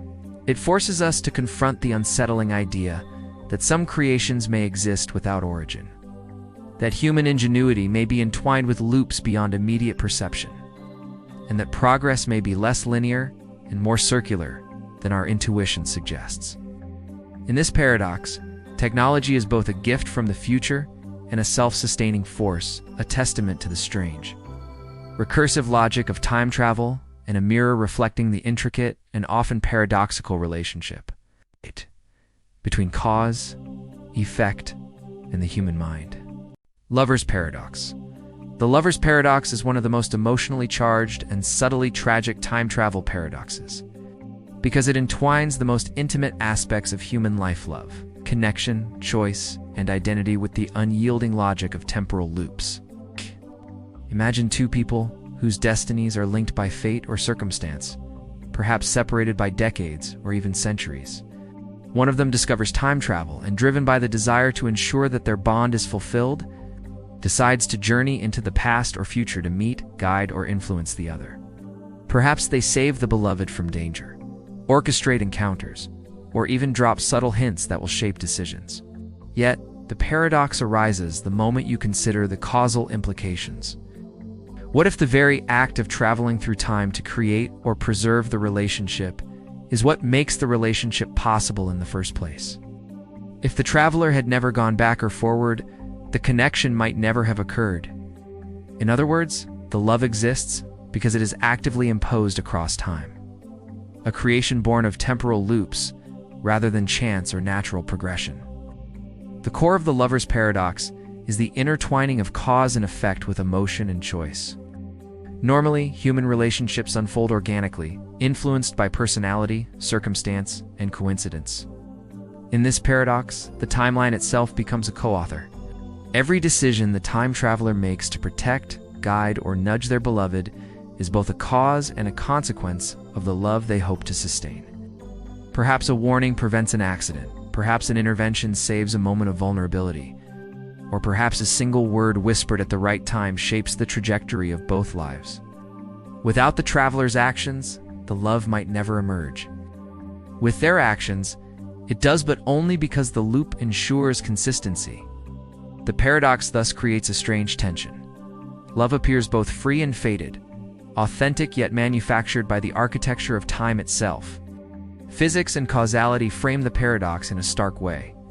A closed causal loop is required for the relationship to exist. The acts of intervention must be consistent with the history that leads the traveler to perform them. Any attempt to change the past in a way that prevents the relationship generates a contradiction and is, in theory, forbidden by the self-consistency of space-time. The universe, in a sense, conspires to preserve the loop. The interventions may seem minor or coincidental, but they are indispensable threads woven into the tapestry of causality. In this way, the paradox is not merely emotional, but structural. The bond is a fixed point in the temporal fabric. It's realized only through the interplay of foresight, action, and necessity. The paradox becomes even more fascinating when viewed through the lens of human psychology. If one partner is aware, even partially, that their actions or encounters are influenced by time travel, questions of agency and authenticity arise. Are the feelings real if they were subtly engineered? If the relationship's existence depends on interventions across time, does it undermine the natural spontaneity of human connection? Yet paradoxically, the emotions are experienced fully and vividly in the moment. Love is as real to the participants as it would be in an unaltered timeline. The paradox thus forces a confrontation with the idea that the source of authenticity may be irrelevant to the lived experience of love. What matters is the intensity, connection, and shared history that the loop enables. Quantum mechanics adds another layer of intrigue.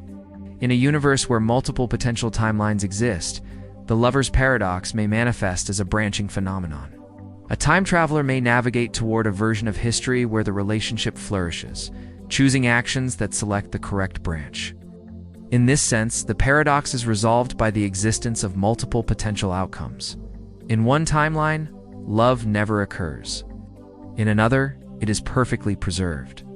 Yet if the loop must be consistent, the traveler's interventions collapse possibilities into the branch where the relationship exists, creating a self-fulfilling temporal trajectory. Quantum probabilities may allow flexibility in minor details, but the overall structure, the bond itself, remains invariant. Ethically and emotionally, the lover's paradox is fraught. The time traveler bears enormous responsibility for orchestrating a bond that might otherwise not exist. Every choice carries weight. A single misstep, forgotten word, or mistimed action could unravel the connection. The paradox transforms love into an act of custodianship, a delicate balancing of desire, foresight, and causality. Yet there is also a profound beauty in this constraint. The loop ensures that passion, connection, and intimacy are preserved not by chance, but by deliberate, if unseen, intervention. Love becomes both fragile and eternal, contingent yet inevitable. Narratively, the paradox is compelling because it blends romance, suspense, and existential reflection. The audience feels the tension of time itself, pressing upon the lovers. Every encounter is a miracle of precision, every moment of intimacy a product of both chance and deliberate intervention. The paradox resonates because it mirrors human experience in a heightened form. Love is often unpredictable, influenced by timing, circumstance, and small choices. The twist in the lover's paradox is that these influences are amplified across time, and the stakes become cosmic. The very existence of the relationship is entwined with temporal mechanics. The paradox also highlights the poignancy of mortality and desire. The traveler may act across decades to preserve a single relationship, emphasizing both the persistence and fragility of human attachment. The awareness that love exists because of a closed loop adds both wonder and melancholy. The bond is miraculous, yet it is also delicately dependent on intervention. It is a love that could not exist without foresight, courage, and precise action. A love, at once predestined and crafted. Ultimately, the lover's paradox is a meditation on intimacy, fate, and the interplay between choice and inevitability.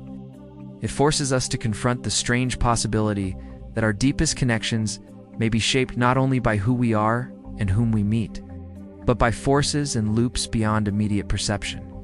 The paradox invites a reflection on authenticity, agency, and the miraculous contingencies of love.